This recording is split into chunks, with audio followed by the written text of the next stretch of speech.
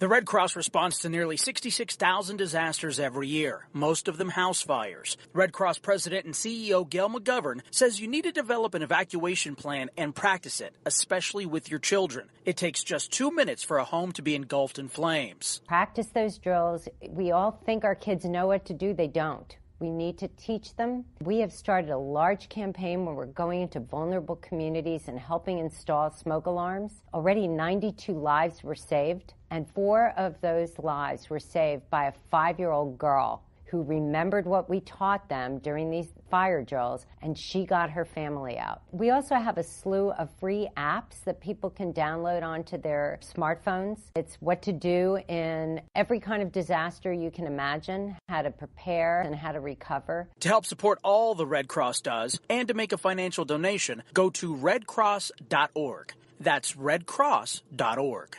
See that cute little dog in the pet store window? Chances are it came from a puppy mill.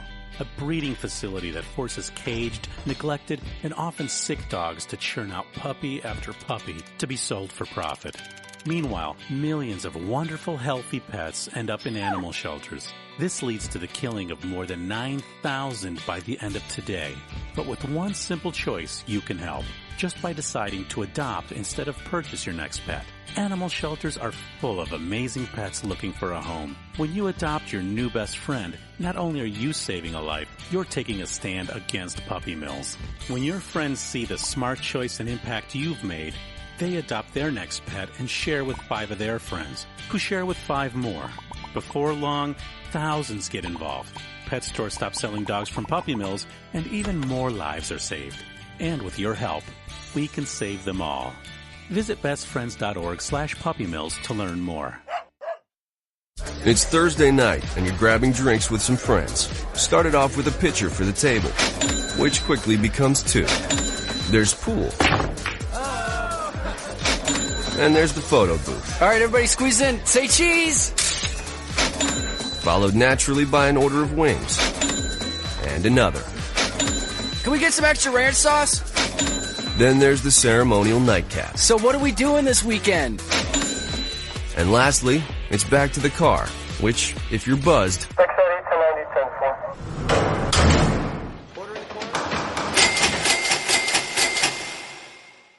could be the most expensive night of your life. Getting pulled over for buzzed driving could cost you around $10,000 in fines, legal fees, and increased insurance rates. Nothing kills a buzz like getting pulled over for buzzed driving, because buzzed driving is drunk driving. Brought to you by the National Highway Traffic Safety Administration and the Ad Council. Every day, the men and women of the United States Marine Corps demonstrate their commitment to defend the American way of life. Since 1775, we have served our nation as a force in readiness. From combat operations to humanitarian assistance in every corner of the world. No matter where the mission takes us today or wherever our country needs us tomorrow, we always remember the land we call home. As Marines, we take a stand for each other, for our nation, for us all. The few, the proud, the Marines.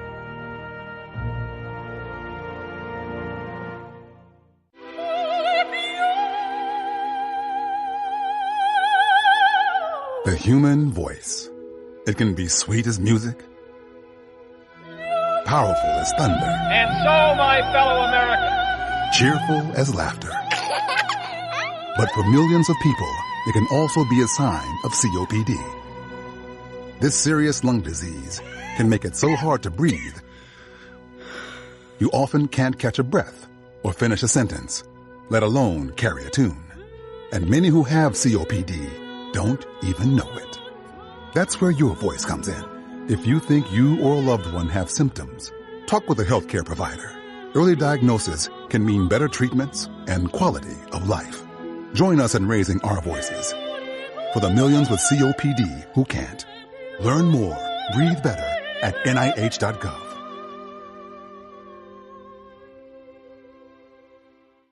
As a mother, you don't want to have to worry about this bill is coming, but then she needs this chemo. That's a decision you shouldn't have to make. It's a huge burden lifted financially, and so it allows you to give singular focus to your child. I've never known a hospital that takes care of their patients so thoroughly. That was the first thing I was like, how are we going to do this? When they told us that we didn't have to pay a single bill, I was like, wow. They pretty much have saved us. It's like the world has been lifted off of your shoulders, and now your focus is supporting this child. There is not another hospital like St. Jude. The patient care is unmatchable. It saved my life. It saved my daughter's life. It saved our family. St. Jude Children's Research Hospital. Finding cures, saving children. Learn more at stjude.org.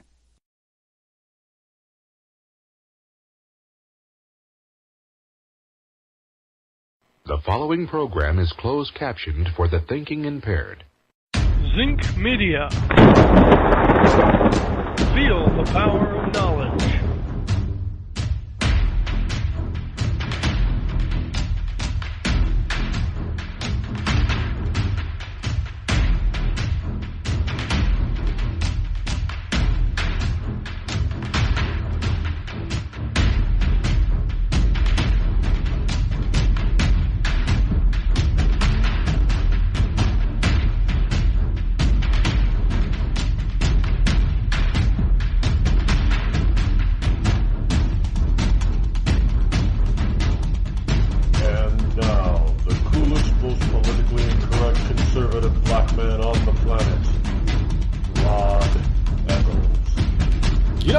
To think that I have a wonderful sense of humor. I really do. In fact, a few nights ago, I was watching PBS, actually, and there is a British import show starring Sir Ian McGregor. McGregor, I think. Is it McGregor? I don't... Why is that replaying? Anyway, Ian McKellen, Sir Ian McKellen. And a couple of other very noted British actors are in this one as well. And in fact, people from Game of Thrones would recognize, I'm not going to say who, would recognize one of the actors in this British half-hour sitcom. It's called Vicious. And it really centers around two gay men who've been married or together for like 50 years or something. And they are outrageously vicious to one another and to their friends, and their friends are vicious back to it's hilarious. And I find it just, it doesn't really, it's kind of like, I guess, the British version of All in the Family. The British gay version of All in the Family. That's exactly what, if you liked All in the Family back in the day, that's exactly what this is, really. Except both of them are Archie Bunker. Neither one of them is actually Edith. But there's a little bit of Edith in both of them, actually. And a lot of Archie Bunker in both of them. But it's hilarious. So I like to think I have a wonderful sense of humor. But when it comes to this country and the Constitution and freedom, I don't joke and I don't play. Just so you liberals know. Because some of you accuse me of just being too serious. I'm not the one that doesn't have a sense of humor. It's usually liberals that don't have a sense of humor. Anyway, welcome aboard, folks. Good morning. Here it is on Wednesday, October number 4 in the year of our Lord 2017. Can you believe it? It's Wednesday already. Yes, we have the Intel report coming up a little bit later today. Next week on the Intel report, what we have planned is actually going back in time with the Intel report for you. And next week, we're going to just try to see and determine how accurate we have been since the Intel report in this program started. And from what I've seen, done a little bit of research so far, from what I've seen, it is scaringly accurate. But so we're going to continue that tradition of being accurate this morning with this morning's report coming up next hour. As well as, folks, I'm sorry. I don't know what to tell you about the phone number. I really don't. Just doing my best right now. And, But if you have a Skype account, it is Reckles44. You may have to, I don't even really know how Skype actually works. I don't know if you have to be like friends or whatever they call it on Skype in order. So, if you need to, request me as a friend. I never send any messages or anything like that on Skype. It's just used for communication, vocal communication. So you're not going to get any ads or me sending you a message or anything like that. Just send me a request, Reckles, Reccles, the number 44, if you have not already done so, and I will accept it, whatever they call it. I mean, because I don't really use Skype, but they're, friend, whatever they call the friends thing on Skype. If you have to do that, fine. Do. But I have been told by my webmaster that the current website is fully capable, more than fully capable, of actually supporting its own audio source. In other words, I am looking into bringing the broadcast in-house. Now, it's going to take some time, as well as some new equipment, which means money, but that's not the problem. It's just going to take some time in finding the right solution in order to do that, to bring it in-house. I may have to get a whole new computer server in order to do all that kind of stuff and have it set up right. So we are looking at possibly eliminating Spreaker, the need for Spreaker. And that's simply because, one, because we've outgrown it. And two, because the damn phone number issue is just driving me insane now. And it always has. Doesn't mean that will I be able to get a better phone number from, I don't know, I guess I have to go to the phone company, local phone company. It's been so long since I've had a landline. Do we still have local phone companies? I'm not being, I know some people are saying, are you serious? Yeah, I'm being serious. Do you know how long it's been since I've had a landline? I think it has been since 2002, 2003. Somewhere, it's been over a decade. I can't even remember the last. I don't even remember what my last landline phone number was. It's been that long. So I cut the phone cord that long ago, and I haven't returned to it. So I don't even know who our local phone company is anymore. It may have to go through the cable company, I guess. The cable has landlines, or let's see. There's an internet one too. That was Vonage. They're still around, right? I know they were in a big legal battle not too long ago. And so I don't know if they're still as cheap as they once claimed to be. But I haven't even looked at landline phone systems or cable line. Well, cable phone is still landline. I have no idea who has them.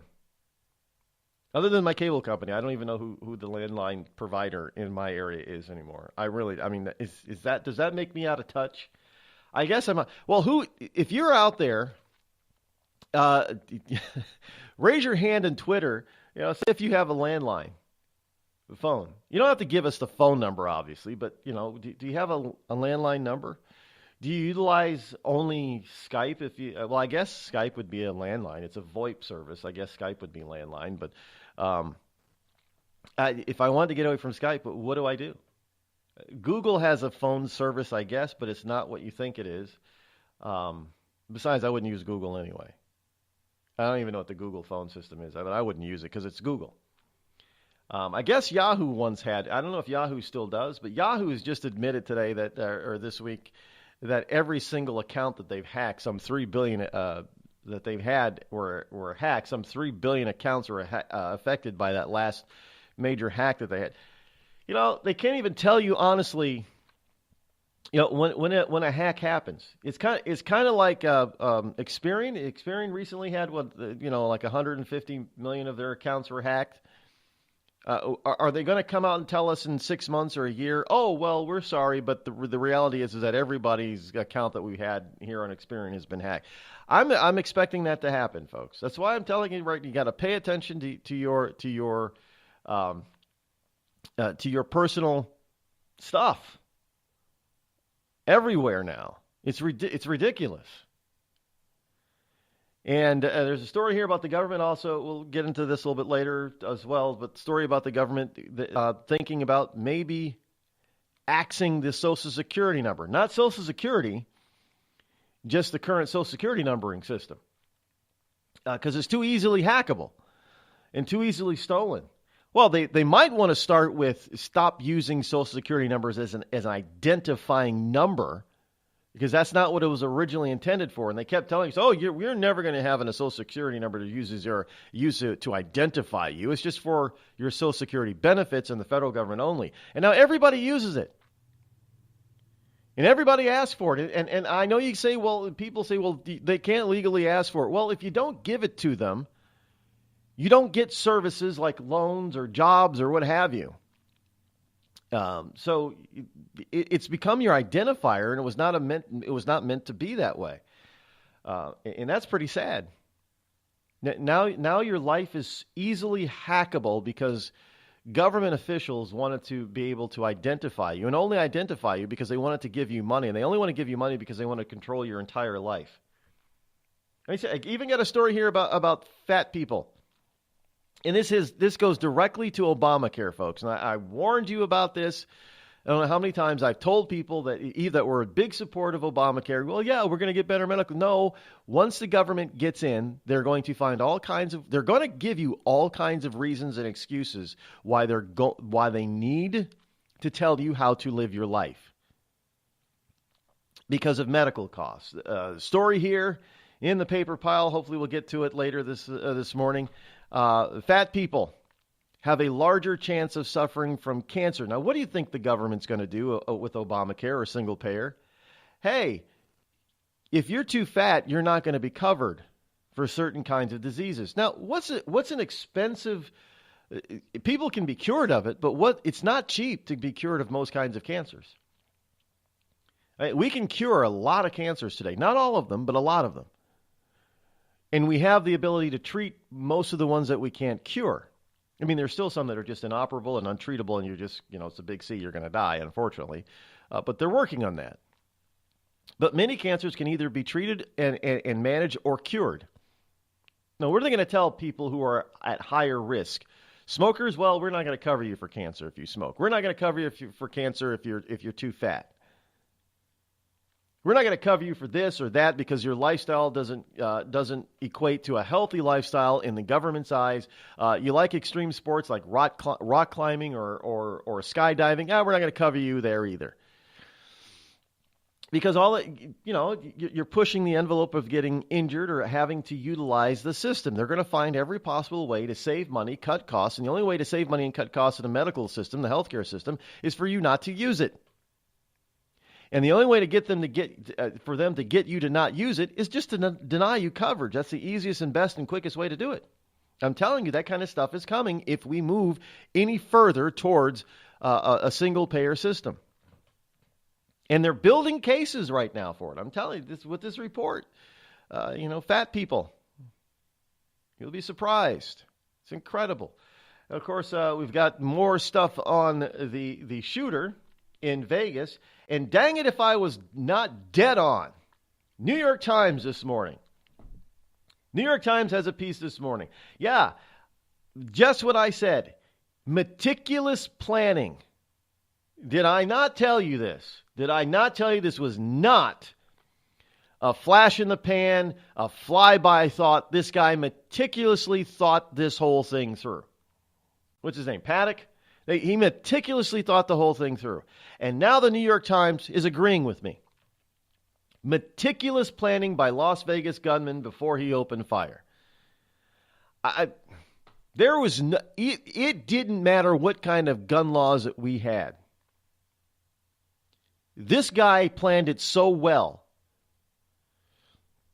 The only question I have is why he didn't go through his whole plan. There was more to his plan, obviously. Why he didn't do the whole thing. Why did he give up so easily and so quickly?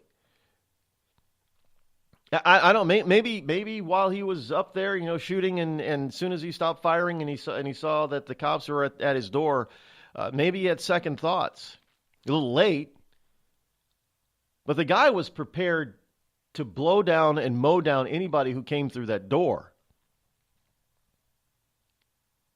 He had military-grade ammo, and the SWAT team's vest, I don't think it would have been able to stop. I don't know. They're not saying if he had any hollow points or any cop, quote-unquote cop killer bullets, but I don't think if he would have opened fire on the SWAT team coming through the door, I don't think most of them would have survived. I don't. And I think that they realized that when they were about to breach the door into the suite. I think that was going through their minds. Don't doubt me on this one. Especially when they saw his arsenal of 23 guns, and now we see there's a story where 12 of them had these bumper stocks on them, which are not, from what I understand, they're not cheap. Well, he was a millionaire, so he could have easily afforded all this stuff. But this guy meticulously planned this stuff.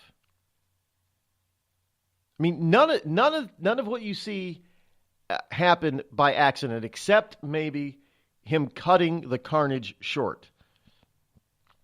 They may never tell us the whole truth about this guy. They may never. We're gonna have to piece it together. I'm telling you, there's more to this than they're telling us right now.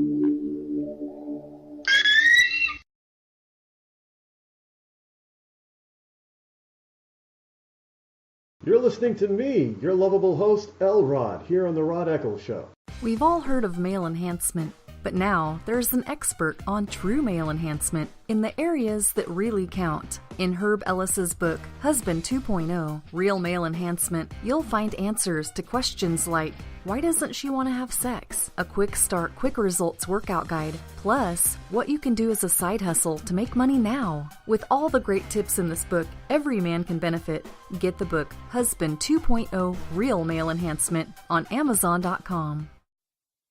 Tired of paying outrageous prices for Viagra? Well, we have great news for you. Now you can finally get Viagra at huge discounts. Healthy Man allows you to save up to $500 on Viagra. Why pay U.S. pharmacy prices of $15 per pill or more when you can get Viagra for less than $3 a pill? Call today and get 40 Viagra pills for only $99. This can cost as much as $600 at your local pharmacy. You can't afford not to call us. If you want Viagra at the lowest prices, never pay $15 a pill pharmacy prices again. Get Viagra for less than $3 a pill. Call 800-595-2614 today and save up to $500 and get 40 pills for just $99. Healthy Man is fast, easy, and affordable. Operators are waiting at 595-2614 to take your call now. Call 800-595-2614. That's 800-595-2614. Again, 800-595-2614.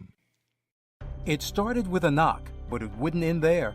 What happens in the story next, many wouldn't understand, and most wouldn't believe. 5 + 2 = Perfection by Samuel Rosette Jr. is a must-read. The scriptures within are reminders of the ancient past, and yet intriguingly infuses with texts which stand on the edge of the stage of relevancy. Available online at Westbow Press, Amazon, Books A Million, Barnes & Noble, and SamuelRosetteJr.com.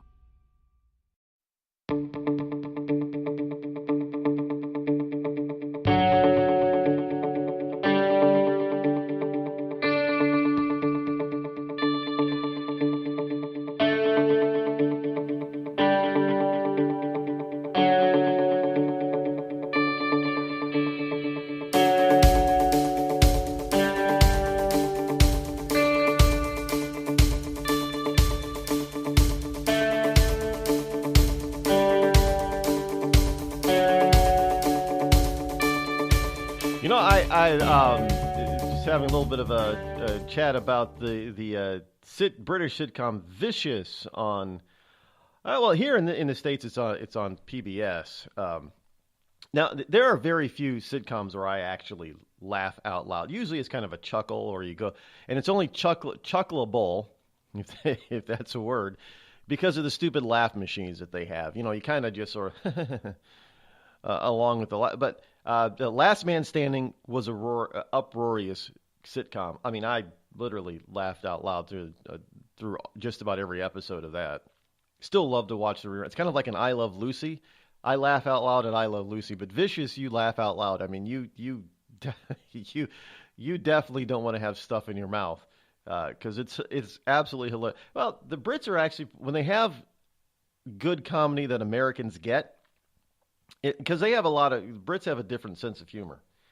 They, yeah. I mean, the people think of the British as being, staid and staunch and no sense. The British have a very dry odd sense of humor, and we don't get most of it here in North America. We just don't, English speaking people like they are. We don't get their sense of humor.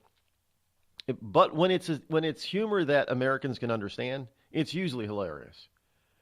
I'm going to put that out there. So if you ever find a British show that has a good American sense of humor to it, you should probably watch it because it's some of their stuff, and most of it's on PBS.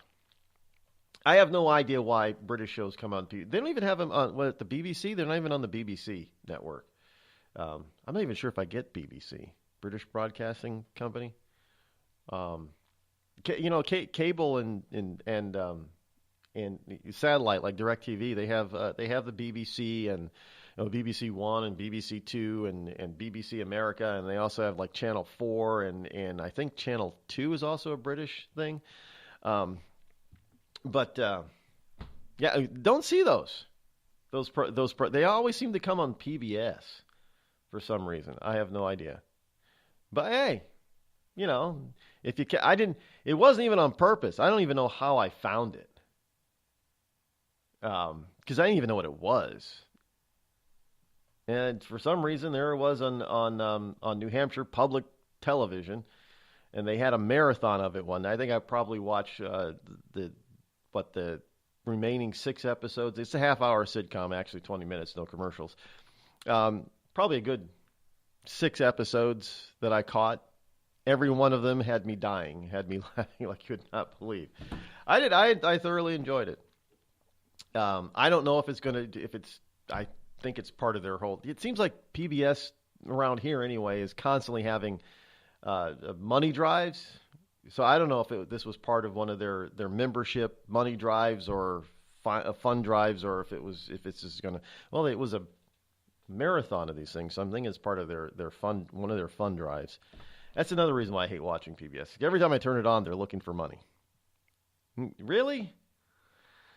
Well, they don't have regular. They have sponsorships, though. They don't have. Well, they're basically really commercials. If you ever watch, and I watch PBS from time to time because I watch things like the home improvement shows, especially This Old House and Ask This Old House. But they have sponsorships, and those sponsors have commercials. I mean, they're different from regular commercial TV commercials, but they're still commercials. So I don't know why they're always constantly asking for money. And PBS has some of the most profitable programs or studios on television. I mean, the Children's Television Workshop, they're the ones behind Sesame Street, by the way. Sesame Street is a multi-billion-dollar enterprise. They alone could support all the PBS stations. This Old House, multi-million-dollar enterprise. I started out humbly. But do you realize that the This Old House distributor, production house company, whatever, they've been sold at least 3 times. And this is their third incarnate whatever. But yeah, they're not private entities like you would think that they were, non-profit entities like you think that they would be. These are public for-profit enterprises, and they're not the only ones. They're not the. I mean, they got a bunch of them. I mean, the Antiques Roadshow. I don't watch it, but it's huge on PBS. Again, not a non-profit private entity.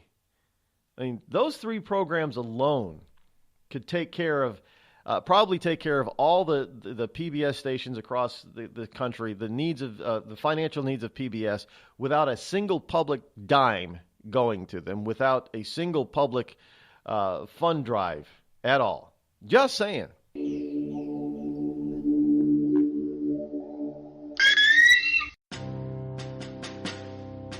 On the battlefield, there's a saying America's military men and women live by. Never leave a fallen warrior behind. Ever. Off the battlefield, Wounded Warrior Project operates with the same goal.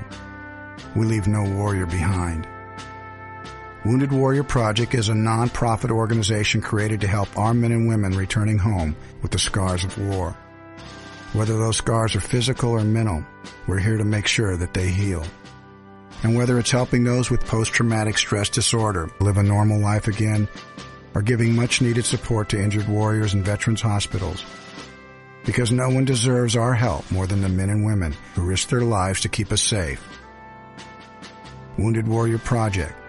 We never leave a fallen warrior behind. Ever. Learn more about what we do at woundedwarriorproject.org. Think fast. In the short time it takes to listen to this message, a small flame can turn into a big fire. Several minutes more, and thick, poisonous smoke may have filled your lungs and reduced your ability to respond. Give it 5, and your entire home may be filled with flames. Keep breathing. We've got you. Don't let your world go up in smoke. Have working smoke alarms and practice an escape plan for you and your loved ones. Learn more at usfa.fema.gov, because fire is everyone's fight. Have you mixed your pain meds, your sleep meds, your allergy meds? Call the Poison Helpline. Has your child eaten a tube of toothpaste, a chip of paint, a wild mushroom? Call the Poison Helpline. Have you been bitten by a spider, a snake, an insect? Call the Poison Helpline. Poisonings can happen at the home, on the job, or in the great outdoors. Call the Poison Helpline first for fast, free advice from medical professionals. Call 1-800-222-1222 anytime, anywhere. 1-800-222-1222. Save the number, save a life. Brought to you by the U.S. Department of Health and Human Services. Hi, I'm Hillary Duff. As a mom, I'm proud to support the March of Dimes in helping more women have full-term pregnancies and healthy babies. That's why I walk in March for Babies. The money we raise funds research and local programs that help babies overcome the challenges of premature birth and birth defects. Sign up today at marchforbabies.org. Together, we can help make healthier babies possible for thousands of families. It's pretty amazing when you consider that 7 years ago, we didn't have the treatments we have now. We cure 80% of children with cancer. Go back 50 years, we were curing 20 to 30%. This is the miracle story of modern medicine. We understand what makes this cancer tick. And of course, without donors from around the world, this just couldn't happen. There's one thing we're focused on, and that's beating this thing. St. Jude Children's Research Hospital. Finding cures, saving children. Learn more at stjude.org. It's Thursday night, and you're grabbing drinks with some friends. Started off with a pitcher for the table, which quickly becomes 2. There's pool. And there's the photo booth. All right, everybody squeeze in. Say cheese! Followed naturally by an order of wings. And another. Can we get some extra ranch sauce? Then there's the ceremonial nightcap. So what are we doing this weekend? And lastly, it's back to the car, which, if you're buzzed,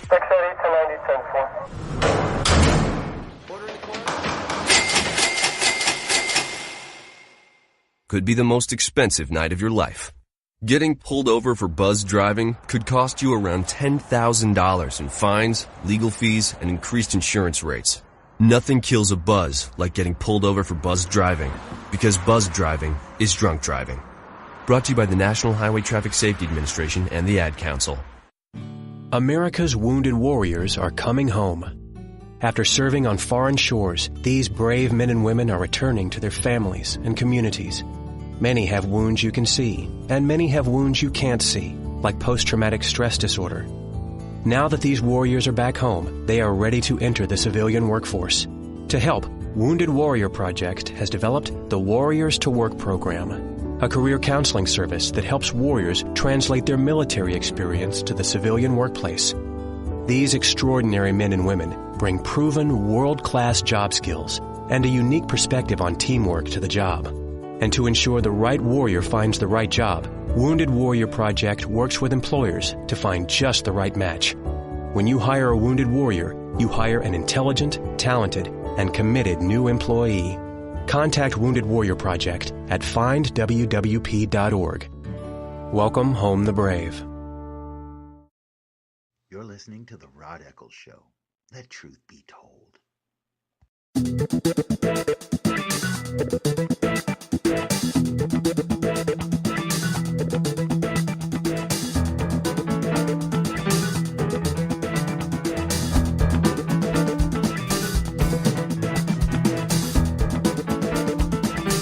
You know, America has had a love affair with guns out of necessity, basically even before its founding. You know, I mean, from the day that the very first, well, even the Pilgrims, I mean, come on, folks, even the Pilgrims had guns. Now, granted, they mostly used them for hunting, but they also used them for what? Defense. No, the Pilgrims weren't warmongers. You know, they were actually, you know, as far as the day goes, back in the day, in their time period, they were considered to be devout Christians. Now, you might want to say that their religion was twisted, their Christianity was twisted. I'm not even going to argue with that. I'm not going to debate. That's not up for debate. I don't care about that. The point is that during their time period, they were considered to be devout Christians.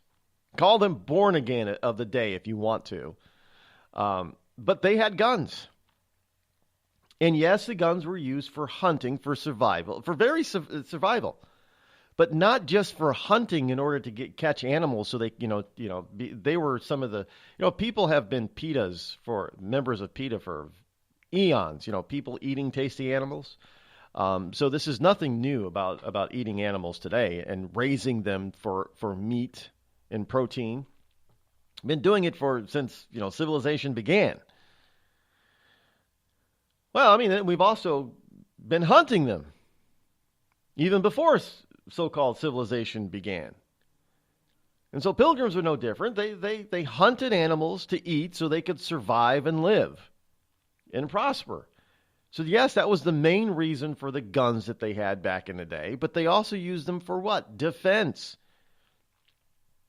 They weren't warmongers. Just because you have a gun doesn't make you a warmonger or a killing machine.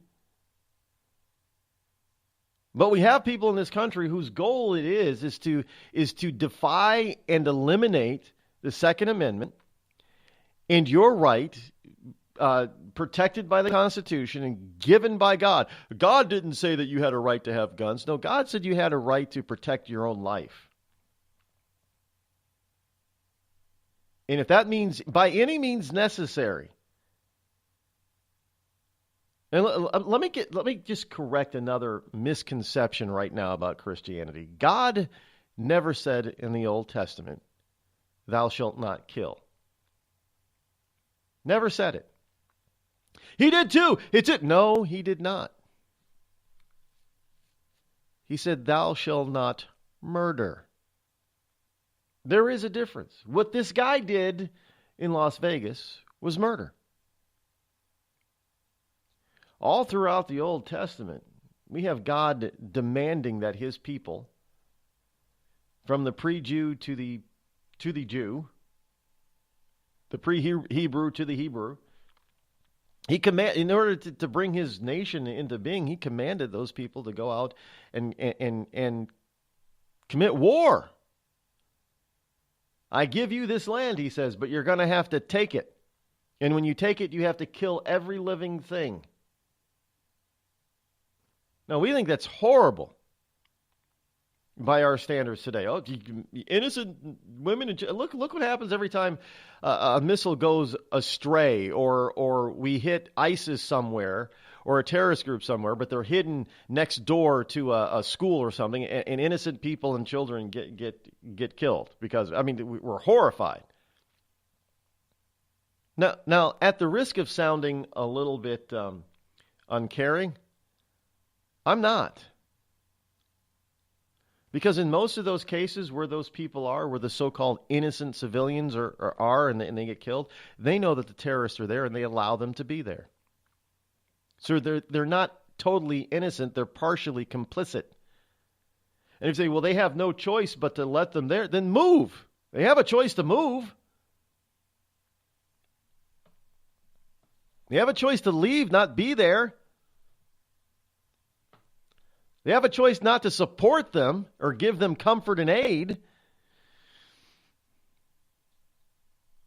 So I don't like to see innocent people, civilians, be killed. But that's war. That's what war is. It's always been that way. And even as we get more accurate with our weapons, there's always going to be civilian casualties in war, because that's what war is messy. I'd be scared of the day when war is just so neat and compact and wonderful that only soldiers die. I'd be scared of that day. Because then it gets to a point where there is no need to want to avoid it. And wasn't there a Star Trek episode? There was a Star Trek episode about that, where the two warring factions it took it down to they didn't actually physically fight each other. It was down to computers. You had computer attacks, and if they succeeded in a computer attack, then a certain number of people had to be euthanized. They had to go to these killing chambers. I don't remember the episode, but it was a Star Trek. Was it a Next Generation episode, or was it an original Star? One of the two. And they had reduced war to being this neat and orderly type of thing. And there was no desire to seek peace.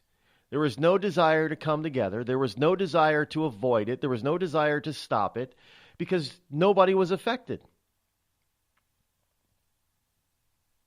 You're only affected if you were a computer-generated casualty.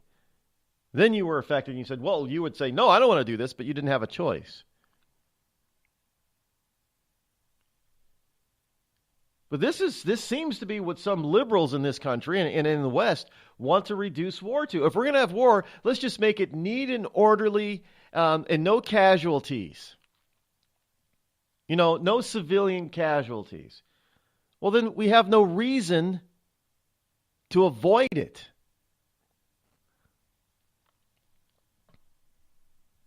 I mean, to make this a neat thing is not a good thing. Now, war in and of itself is not desirable by most people for obvious reasons. It's not desirable.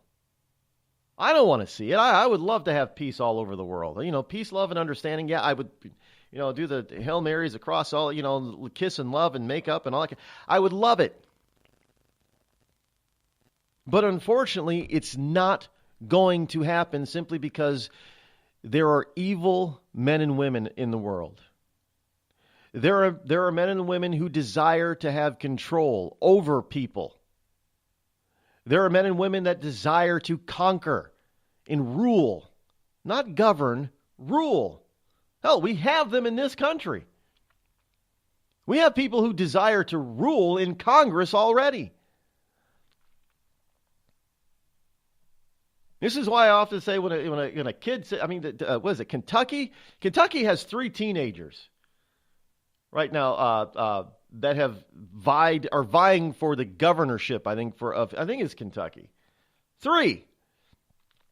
2 of them ain't even out of high school yet. But by the time the voting comes around next year in 2018, they will have graduated. But they're teenagers. They're 17, 18, 19 years old. Now, it is highly, highly unlikely that they will be elected, but the fact that they're serious enough to put forth, and all 3 of them, they look like they look like Stepford children. And the Republican and Democrats, they're not just one or the other. They're both parties. They look like Stepford children. And my problem with that is that you have these young people who desire to go into government at such a young age. Why? Do they have a real desire to govern? Well, if they had a desire to govern, those who desire to govern do not make governance or government a career. You're looking at kids who are not even in college yet, or just in college, who are looking to go to work for government as a career because they want to rule, not govern. That's danger. That is one of the main reasons why the founders put in the Constitution and made it number 2 that you have a right to bear arms, because they knew that there were going to be people, even in this country, that wanted to rule, and the only defense you had against somebody who wanted to rule over you instead of govern with you is your gun. They taught, look, our country was born by the gun. Because those men decided, looking at things and trying their best to avoid it, but looking at it and realizing there was no possible way that they could get along with England anymore, because England was too busy wanting to rule instead of govern. And so now we have people who want to rule, and the only reason that they don't have full rule capacity in this country is because of the Constitution. The Constitution gives you the right, or protects your right, to bear arms. And so when you get a jackass, like Stephen Paddock, who decides to methodically plan a massacre, the first thing that Democrats do is jump on the gun control, gun ban wagon. We're going to ban. We need to have a serious discussion with our love affair of guns. Why? That guy gives a perfect example of why we need guns. Because who's going to stop them? Well, it's just a bunch of men and women with guns. That's who's going to stop them. It's always the case. Somebody else with a gun always stops these shooters who are using, well, obviously the shooter's using a gun.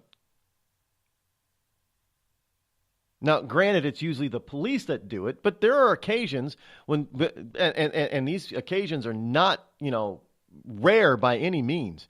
There are occasions all across this country that have been marked that there has been a criminal, a bad guy, using a gun, oftentimes got a gun illegally, and a good guy who got his gun legally square off and the bad guy is stopped. I mean, how many times you think, well, it doesn't happen that often. That's only because the lamestream media doesn't report it very often. Oh, yeah. A cop shoots a supposed unarmed criminal, and that makes news all over the place for days. A criminal gets stopped by a citizen with a legal firearm, and you're lucky if it's a passing blip on the local news. Forget national. Now, I'm not saying that what we need is, by the way, the Wild Wild West was not all that wild. The only reason why we think the Wild West was even wild is because of television and movies. The Wild West was not wild at all. And why is the actual true history of the Wild West not all that wild? Because everybody had a gun. And plain and simple, you didn't go picking a fight with somebody else who had a gun. Is that what the left actually think is going to happen? If we just freely let guns roam the streets, let people freely have any kind of gun they want, it's going to be the wild, wild west? Well, the Wild West was actually pretty tame and pretty calm and pretty damn boring. All you got to do is look at history. If you look at the actual heroes of the day, like Wild Bill Hickok and Doc Holliday, you actually look at their histories and you find out they really didn't kill all that many people. They didn't get into many. I think Doc Holliday is said to maybe had 3 gunfights in his life, his entire life. Did he kill dozens of people? No. In fact, according to his own personal history that I read about Doc Holliday, there are only two deaths attributed to him. But he was a gunslinger, right? Well, his reputation, I guess, precedes him into history.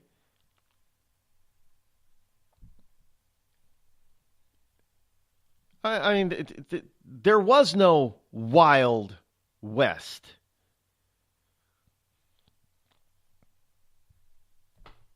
We wouldn't have a Wild West. We don't have a Wild West. I mean, there are millions of guns out there legally owned by millions of people, and most of them don't run around shooting up their neighborhoods, do they?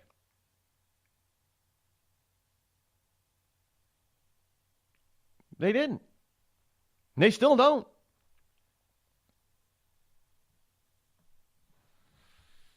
So I don't have a problem with guns.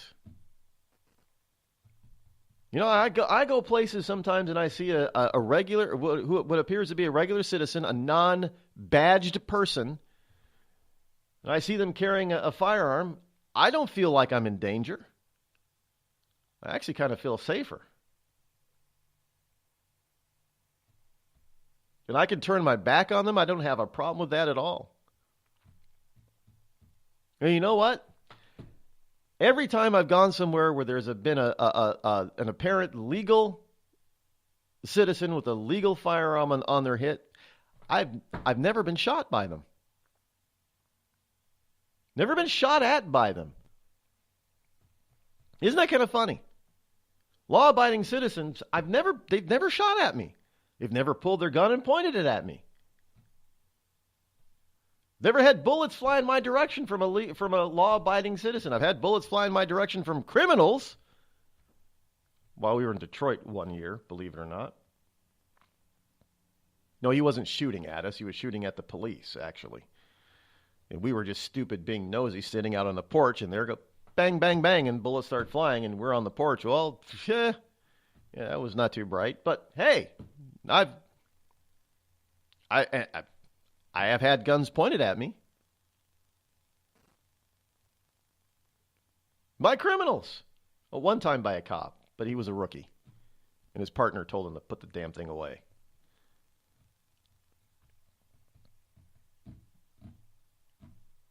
But never had a gun pointed at me by a citizen, the legal citizen. Never had them shoot at me. So I feel safer when they're around.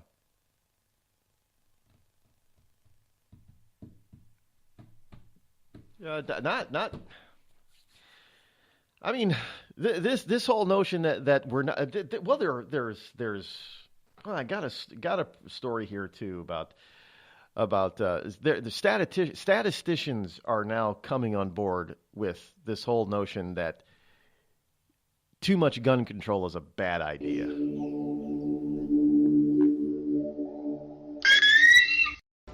Hello, America. It's me, your history.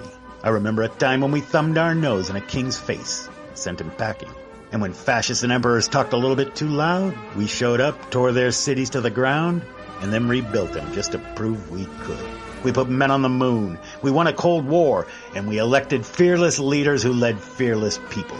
What the hell happened to you, America? Back in my day, we didn't elect a big-eared community organizer. We punched him in the kidney. Maybe it's time you came home, America. Home where you belong.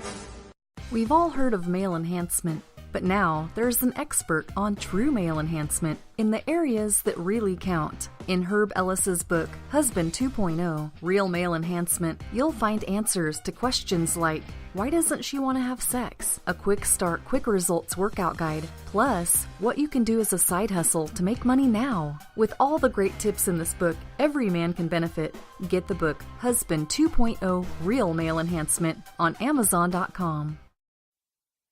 Tired of paying outrageous prices for Viagra? Well, we have great news for you. Now you can finally get Viagra at huge discounts. Healthy Man allows you to save up to $500 on Viagra. Why pay U.S. pharmacy prices of $15 per pill or more when you can get Viagra for less than $3 a pill? Call today and get 40 Viagra pills for only $99. This can cost as much as $600 at your local pharmacy. You can't afford not to call us. If you want Viagra at the lowest prices, never pay $15 a pill pharmacy prices again. Get Viagra for less than $3 a pill. Call 800-595-2614 today and save up to $500 and get 40 pills for just $99. Healthy Man is fast, easy, and affordable. Operators are waiting at 595-2614 to take your call now. Call 800-595-2614. That's 800-595-2614. Again, 800-595-2614. It started with a knock, but it wouldn't end there. What happens in the story next, many wouldn't understand, and most wouldn't believe. 5 + 2 = Perfection by Samuel Rosette Jr. is a must-read. The scriptures within are reminders of the ancient past, and yet intriguingly infuses with texts which stand on the edge of the stage of relevancy. Available online at Westbow Press, Amazon, Books A Million, Barnes & Noble, and SamuelRosetteJr.com. This is Free America broadcasting on the Rod Eccles Show with a message to all patriots trapped behind the lines in California, New York, Boston, and Chicago. Don't give up, true lovers of America. Even as we speak, moves are being made to drive the invaders back to the land from which they came, defeat the would-be dictators, and lift the chains of tyranny from around your neck. Stay strong. Stay brave. You're not forgotten, and you're not alone. Until next time, patriots, this is Free America signing out.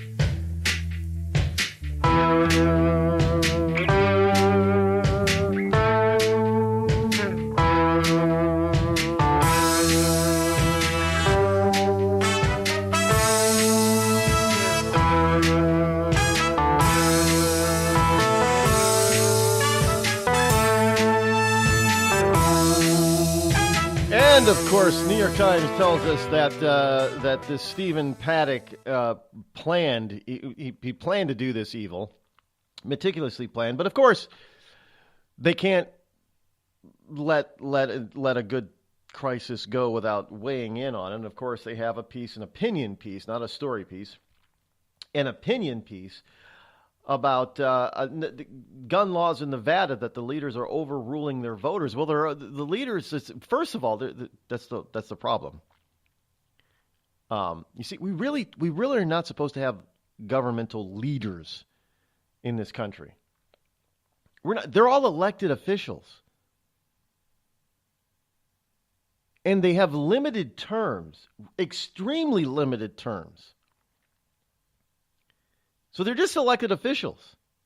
Well, then they're supposed to do the will of the people. Well, yes, but only to the extent that their state and the federal constitution allows them. So if the people say, well, we want this law, but it is the elected officials' job to say, well, it's kind of against the Constitution, so we can't.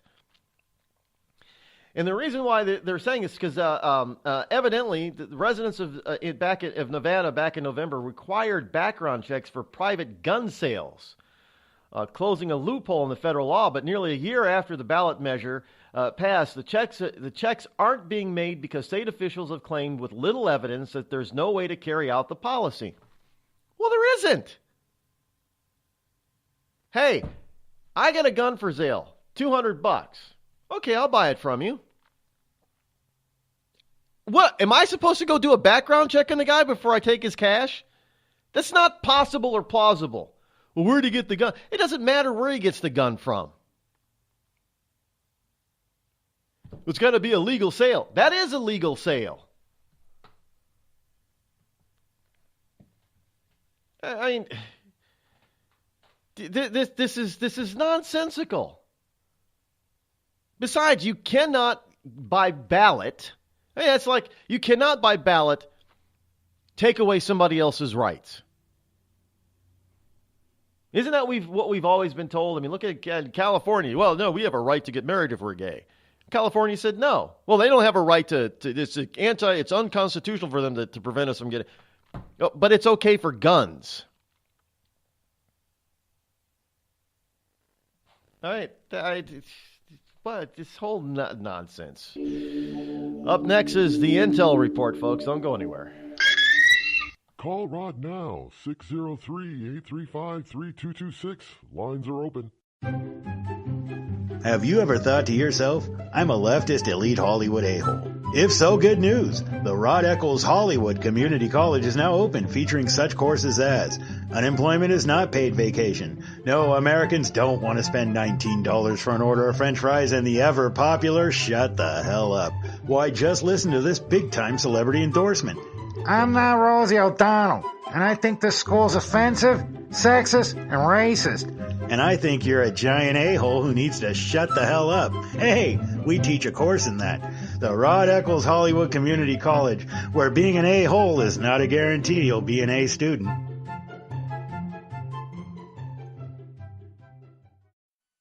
I considered suicide so I wouldn't put my family through all the pain.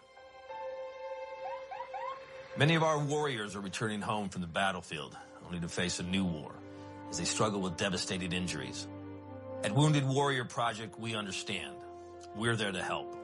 Even though you think you're broken, you're not. It's the physical and the emotional healing that Wounded Warrior Project provides. With a gift of just $19 a month, you can join Wounded Warrior Project. You'll help provide critically needed programs and services that rebuild lives. Beautiful. There you go, buddy. The ongoing needs of our wounded and their families will continue for many years to come. Now is the time to show your support. Call now or go online with your gift of just $19 a month, and we'll send you this Wounded Warrior Project blanket. It made me feel that there's people out there that care about us. After this event, we can finally maybe start to heal as a family and move forward. We need your help. The families are hurting. For many of our wounded heroes, the greatest casualty is being forgotten. That's why your gift of just $19 a month is so important. Please, call or go online right now. Think fast. In the short time it takes to listen to this message, a small flame can turn into a big fire. Several minutes more, and thick, poisonous smoke may have filled your lungs and reduced your ability to respond. Give it 5, and your entire home may be filled with flames. Keep breathing. We've got you. Don't let your world go up in smoke. Have working smoke alarms and always stay in the kitchen when cooking at high temperatures. Learn more at usfa.fema.gov, because fire is everyone's fight. And now, a message from the American Migraine Foundation. It's an absolute nightmare. I was terrified. It was like your head's gonna explode. Migraine is a disabling disease. Just all of a sudden couldn't see. Migraine has ruined my life. Absolutely terrifying. There's pain that does not stop. It's a throbbing, pulsing, banging, hammering feeling in your head. 36 million Americans suffer. I started getting migraines around 5 years old. Just takes over everything. I feel trapped by migraine. It hurts like my head's gonna fall off. And the whole world around you stops. My world has gotten small. You feel like the world's closing in on you. There's nothing you can do. I had spent a year housebound. It's like you're trapped in your head. There's no escaping it. You can't leave your body. Don't suffer alone. Make your move against migraine. Visit AmericanMigraineFoundation.org to find help, learn more, and get connected. It's Thursday night, and you're grabbing drinks with some friends. Started off with a pitcher for the table, which quickly becomes 2. There's pool. And there's the photo booth. All right, everybody squeeze in. Say cheese! Followed naturally by an order of wings. And another. Can we get some extra ranch sauce? Then there's the ceremonial nightcap. So what are we doing this weekend? And lastly, it's back to the car, which, if you're buzzed,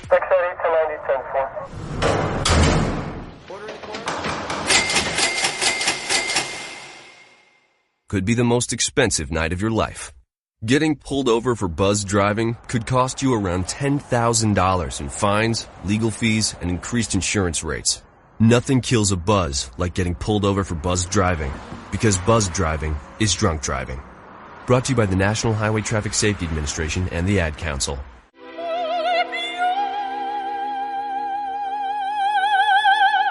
The human voice. It can be sweet as music, powerful as thunder, And so, my fellow Americans, cheerful as laughter.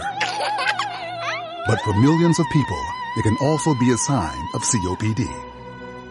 This serious lung disease can make it so hard to breathe, you often can't catch a breath or finish a sentence, let alone carry a tune. And many who have COPD don't even know it. That's where your voice comes in. If you think you or a loved one have symptoms, talk with a healthcare provider. early diagnosis can mean better treatments and quality of life. Join us in raising our voices for the millions with COPD who can't. Learn more, breathe better at NIH.gov.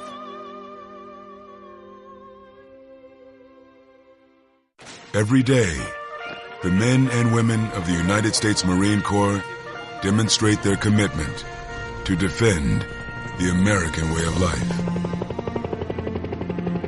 Since 1775, we have served our nation as a force in readiness. Get some rear security. From combat operations to humanitarian assistance in every corner of the world. No matter where the mission takes us today, or wherever our country needs us tomorrow, we always remember the land we call home. As Marines, we take a stand for each other, for our nation, for us all. The few, the proud, the Marines.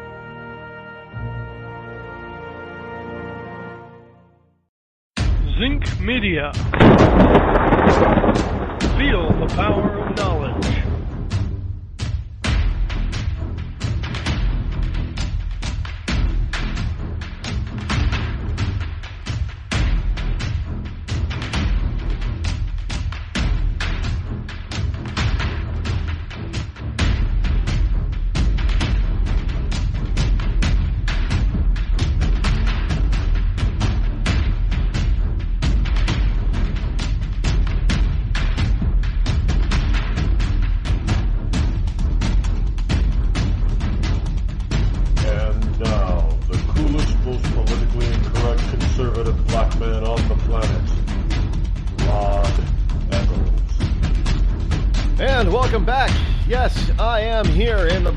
Studio this Wednesday morning, which happens to be October number 4 in the year of our Lord 2017.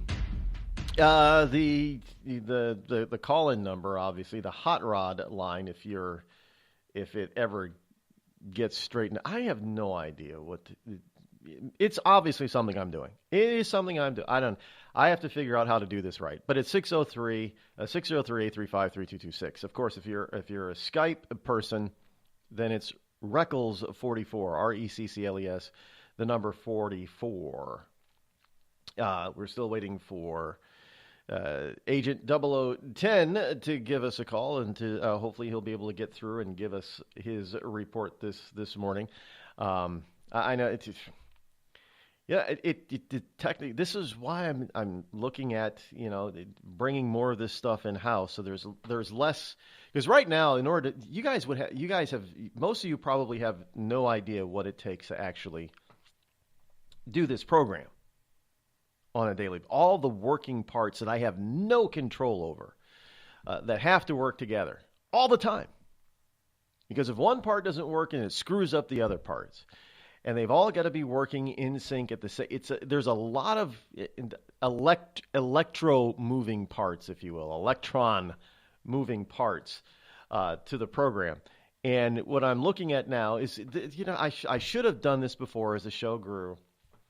I should have did it last year when I was briefly on an FM station, but I didn't look into it because I thought, everything is cool, copacetic. We just do it this way. And yeah, I know I'm a hard head. Sometimes I'm stubborn, and I should have looked into those types of things and bringing it more in house so I have control over a lot of that stuff. But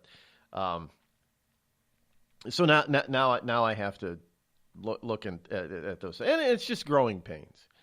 And it's simply because there have been some affiliates that syndicate the show that have had to drop it because of technical issues that they've had trying to connect to broadcast the show live. So those issues are also weighing on me, and so we're gonna definitely, it's gonna take some time. This is not going to be an overnight thing, just as the website was not an overnight thing. But the website, that is partly my fault that it wasn't up and running. The new one wasn't up and running sooner. It was because I was asking for and looking for tweaks and stuff, and that also took some time. So that's partly my fault, but I'll admit that. Because I want things the way I want things. Is there any? Well, if I'm paying for them, is that wrong? You know, to want things the way you want. Any case, I always look. I want things the way I want them, plain and simple. Well, yes, that sound means that 0010 is safe and sound. He's gotten to his secret phone-in location. And he is on the line. Good morning, Agent. How are you? Good morning, Rod. How you doing? I am blessed and highly favored, even though you understand some of these technical issues that we have to contend with and deal with. It's a pain in the ass. And it's not supposed to be. I thought this stuff was supposed to make our lives faster and easier and simpler. It just made things more complicated. Yeah, I was just having some issues right now, technically also. So I just decided to bypass one, go through another, and that worked. Yeah, is that ridiculous that you have to jump through hoops in order to use your own technology? And that's because we don't. The reality is what I found out a while ago is that we don't own any of it. I mean, we're paying a high price to rent it, and we've been told this. I mean, you buy a computer, you own the computer, right? You think? Well, yeah, you own just the hardware. You try to do stuff with the Apple software, the Microsoft software, and they're in all kinds of red flags, and they send you evil messages. You don't own that, so you can't do that. Well, it's on my computer. Well, we don't care. You don't own the software, so you can't do anything you want with it because you don't own it. You know how people have like Nooks and Kindles and stuff like that. Mm-hmm. I'm very old-fashioned. I like books. Because if you get a Nook or a Kindle, first you got to find a signal. Then once you get the signal, then you got to log on. And after you log on, then you've got to look for the page. No. With me, a book, you open it, you're there. Done. So I prefer books. Yeah, I like books myself. The hard copies, and occasion I understand the convenience of being able to put them on your iPad or a Kindle or something. I have a few books on my Kindle, or I don't have a Kindle on my iPad. But one of the things because I buy them from Amazon, so mm-hmm. Amazon also has them. So if I don't have that particular device is not available to me, if I have a device like my phone that can get on the internet, I can download the book that I want onto my phone, and I have it. Right. But that's not always the case with a lot of other services. They don't keep a database on you. I mean, this is what Amazon keeps a database on you, obviously. But other books, ebook services don't do that. And if you try to transfer your book from one device to another, you can't. So do you really, when you buy it, do you really own it? It's like music. Look at all the trouble that we went through in the transference of technology with music. Mm-hmm. They kept, they were telling us, well, we didn't really own it, even though you bought the 45, or you bought the LP, or you bought the cassette tape or the CD. Well, you didn't really own it. Well, I want to transfer it to electronic medium and put it on my own network. No, if anybody else can get to it, you can't do that. Like, why? I thought I owned it. Well, then we found out we didn't own it. We paid a lot of money for this stuff. We were told that hey, you want to buy this and own it? Here, for this price. And then we do that, and we're told, well, no, you don't really own it. We reserve all these rights and licenses, and you only have this one-time license. So we're basically renting it all the time. I'm not saying it's bad. Sometimes my thing is that sometimes I like to seem like a pretentious bastard. So when you open up a book, you seem so much more intelligent than what you really are. So that's the aspect I like. All right, let me get to my report real quick. I don't have a lot for you guys because what I need to cover isn't internationally so far. And I want to stress the word so far. But Laura Loomer, who used to be a Project Veritas operative, today she put out information that there was a woman who jumped to the very front row during the concert, and dozens of people saw her, and dozens of people actually heard her say that tonight is when you all die. Well, it seems that those that were questioned about this woman, she's in custody. Because I specifically remember that before the girlfriend came back from the Philippines, the sheriff did a slight slip, and that made my head crook to the side. I'm like, excuse me? He said, those that we have in custody. And I was like, whoa, wait a minute, hold on.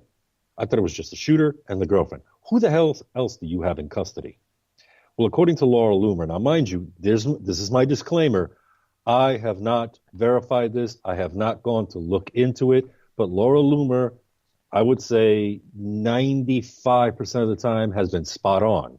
So I'm just going to go by her running record, her track record. That this woman seemed to have appeared to be Muslim. Now, how are you going to appear to be Muslim? The girlfriend? Well, no. There was a woman during the concert, shortly before the shooting started, pushed her way to the front row, turned around, and told everybody in the front row, tonight you're all going to die. Oh. Now, yes. And this was also verified by many of the witnesses that heard her say it and saw her say it.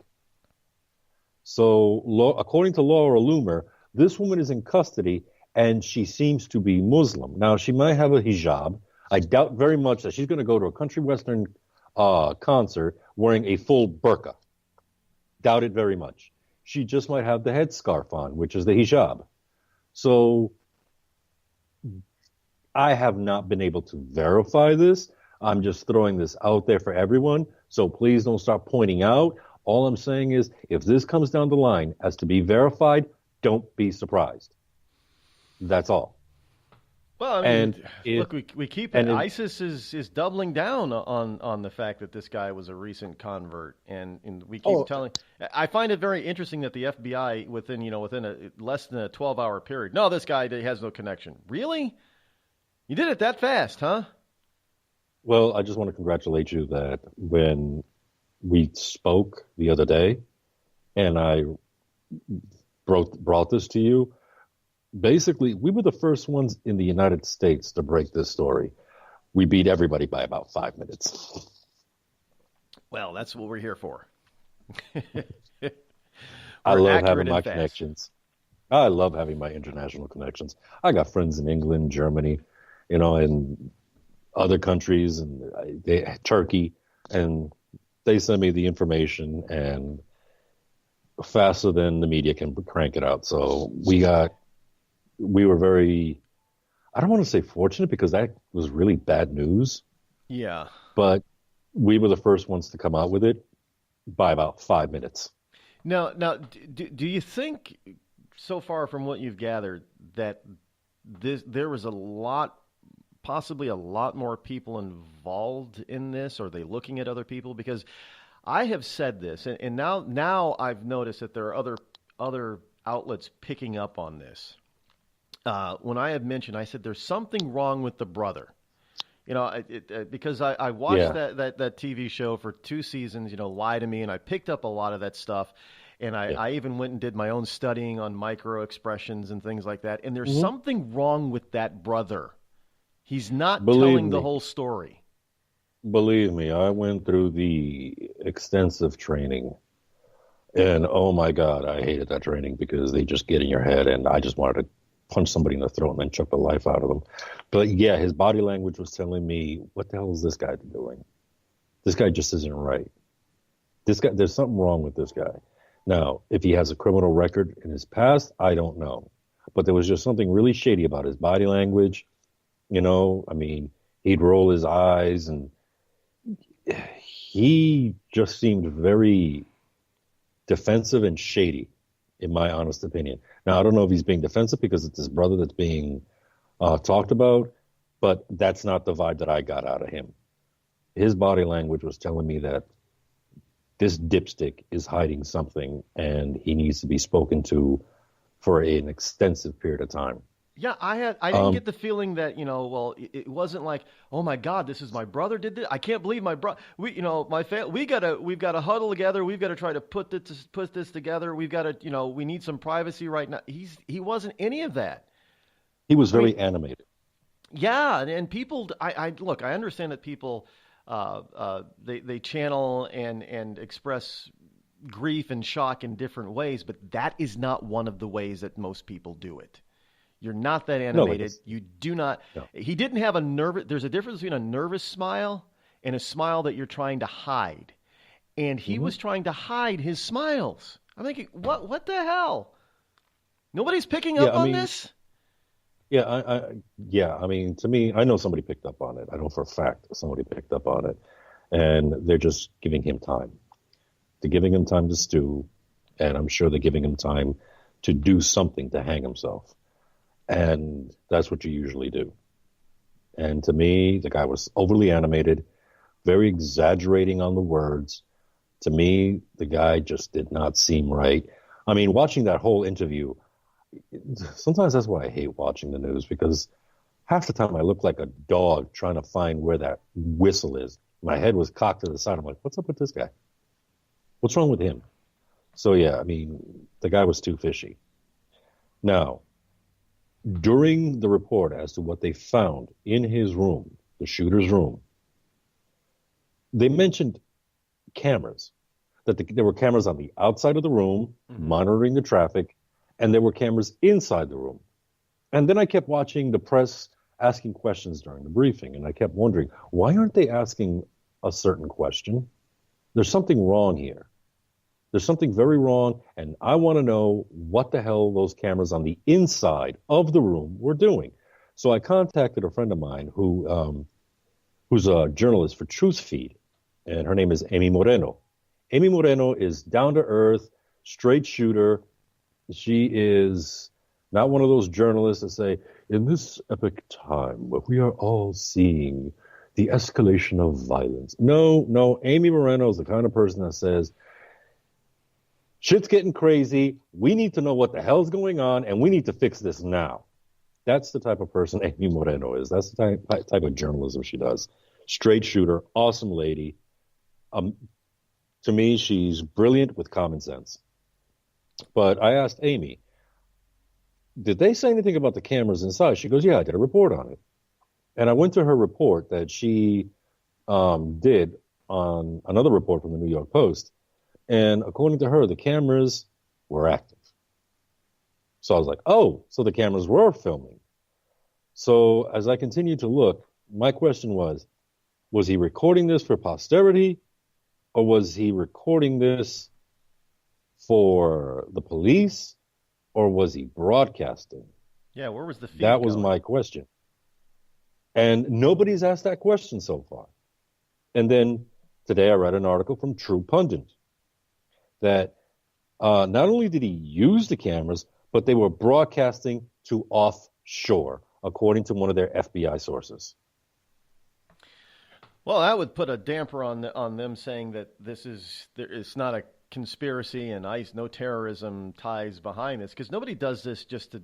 This is, I mean, this whole scenario to me is suspect. It's too. I mean, the guy was about to. Well, they in his car, he had stuff that was very consistent with Islamic terrorists. You know, he had stuff in his car to make a bomb that would be consistent with what terrorists have used in the past to make bombs. But he's not affiliated with them at all. And why did he decide not to use this stuff? And were there other people with him involved? Because I mean, that's a lot of guns for one guy. I don't care what he's planning to do. You can't fire, 5 or 6 guns at the same time. Why would you carry in 23 guns and have 12 of them with these bump stocks on them, and only one person? Well, here's what's fascinating. Okay, this is the thing. I sat down and I went into my memory vault, and I went and I started tracing the chronological order of things. And what I did, wow, that really sounded snooty and pretentious. My mind vault, my memory vault. Yes. Wow, I'm a jerk. Anyway, and I started looking at the timeline, and then I started remembering the time that it takes things to circulate around the world.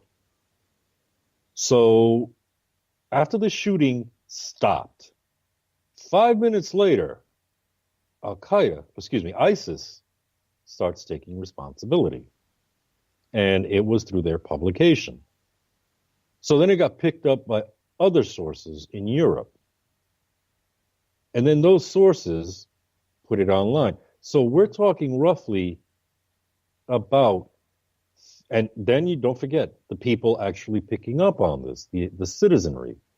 So we're talking, it could take anywhere between 4 to 7 hours before the United States picks up on this.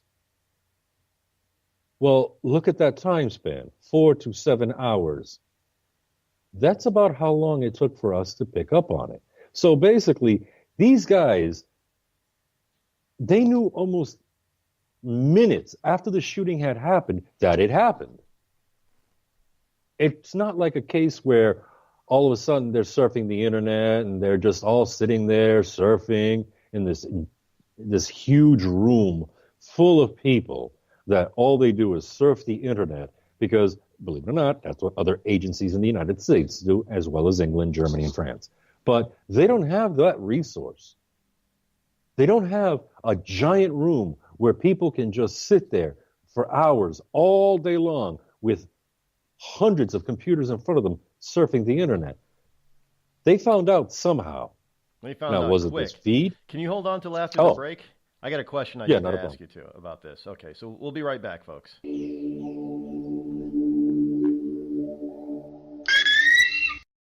You're listening to the Rod Eccles Show, the coolest, most politically incorrect, conservative black man on the planet.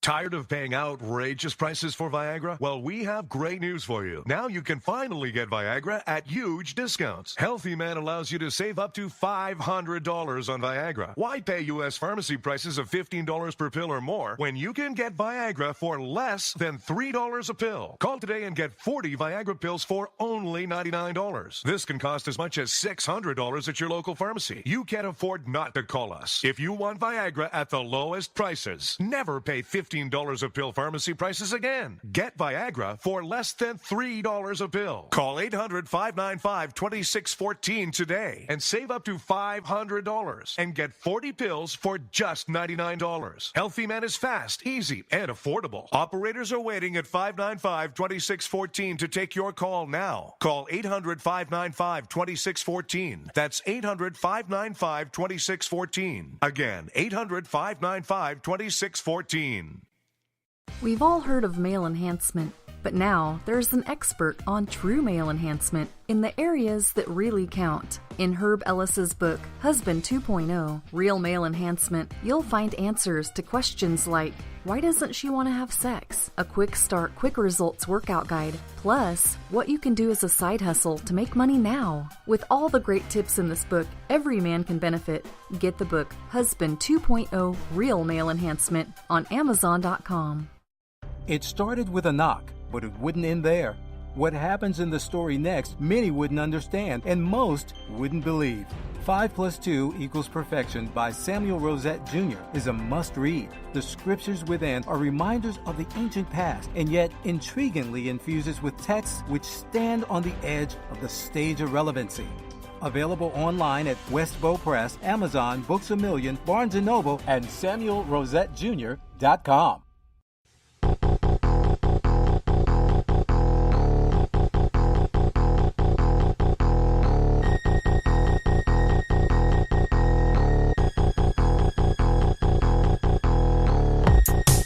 Now I have another issue. Now my mixer, I don't know if it's my headphones or if it's my mixer that's giving me a problem. The mixer connection, because it's probably the headphones. I think it's maybe, you know what? Maybe it's just time that I just toss everything in the trash and start all over as far as equipment is concerned.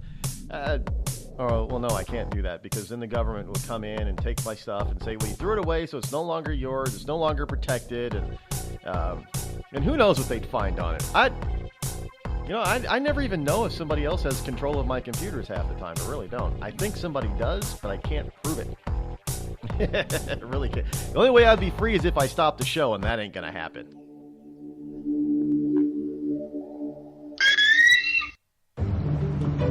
Dad, we need to talk. Can we just enjoy the drive?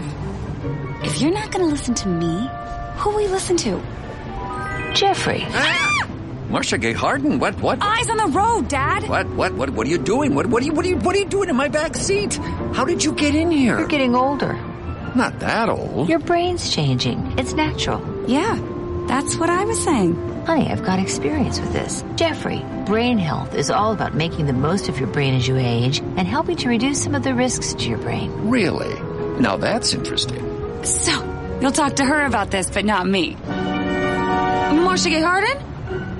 Where did she go? Learn what you can do to help keep your brain healthy at brainhealth.gov. She didn't say goodbye. I mean, I would have. Visit brainhealth.gov.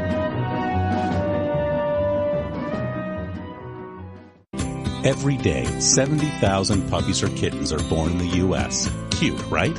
What's not cute is that half of all litters are accidents, which leads to millions killed in shelters each year. Turns out, those little cuties can get pregnant sooner than you think. But here's the good news. You can stop the accident before it happens. When you bring home a pet, get them fixed at 4 months old. Prevent more. Fix at month 4. Visit fixat4.com for more information. Brought to you by Best Friends Animal Society. There's a threat targeting America. One that's growing fast, but may still be hard to see. Lyme disease. Spread by tiny ticks, often smaller than the head of a pin. This dangerous disease is now more widespread than West Nile, tuberculosis, and HIV/AIDS combined. And if left untreated, it can lead to arthritis, facial paralysis, and even memory and concentration problems, often called brain fog. As the threat of Lyme disease grows to more than 300,000 projected cases each year, it's time for us to target Lyme disease. That means checking for ticks when you've been outside, even in your own backyard. It means seeing a doctor if you experience the symptoms of Lyme disease, which can include joint pain, flu-like symptoms, fever, fatigue, or sometimes a bullseye-shaped rash. Set your sights on stopping Lyme. Learn how you can target Lyme disease at targetlyme.org. Battles aren't won solely on the field. That's a common misconception. Battles are won within, over enemies of fear, enemies of doubt. In that place where promises are kept. Promises to oneself. This is a physical training event! Promises to one's community. Helping people move debris out of their house. Promises to one's country. In the heart of every Marine, you'll find a promise. A promise forever kept. A promise of battles won.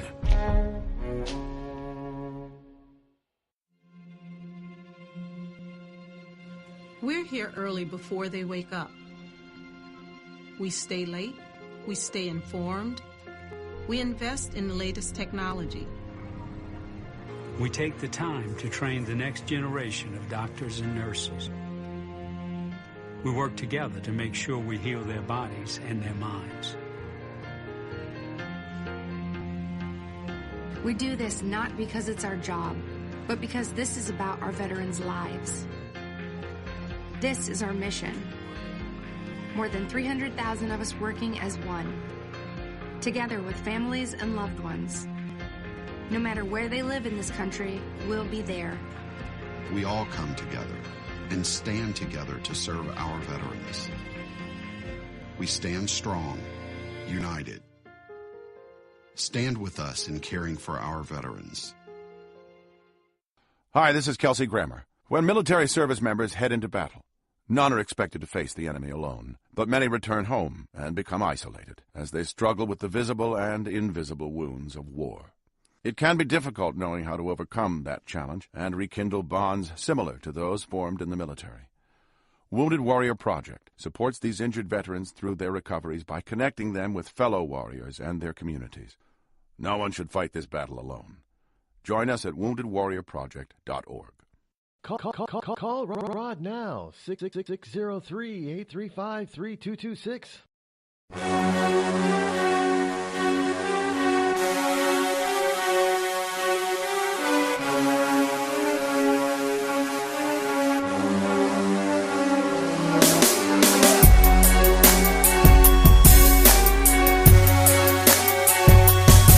What? Yes, we back.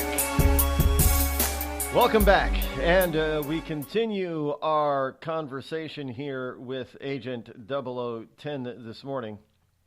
Agent, the question I wanted to ask you really is surrounding this whole thing in Vegas recently. Now, this guy is 64 years old.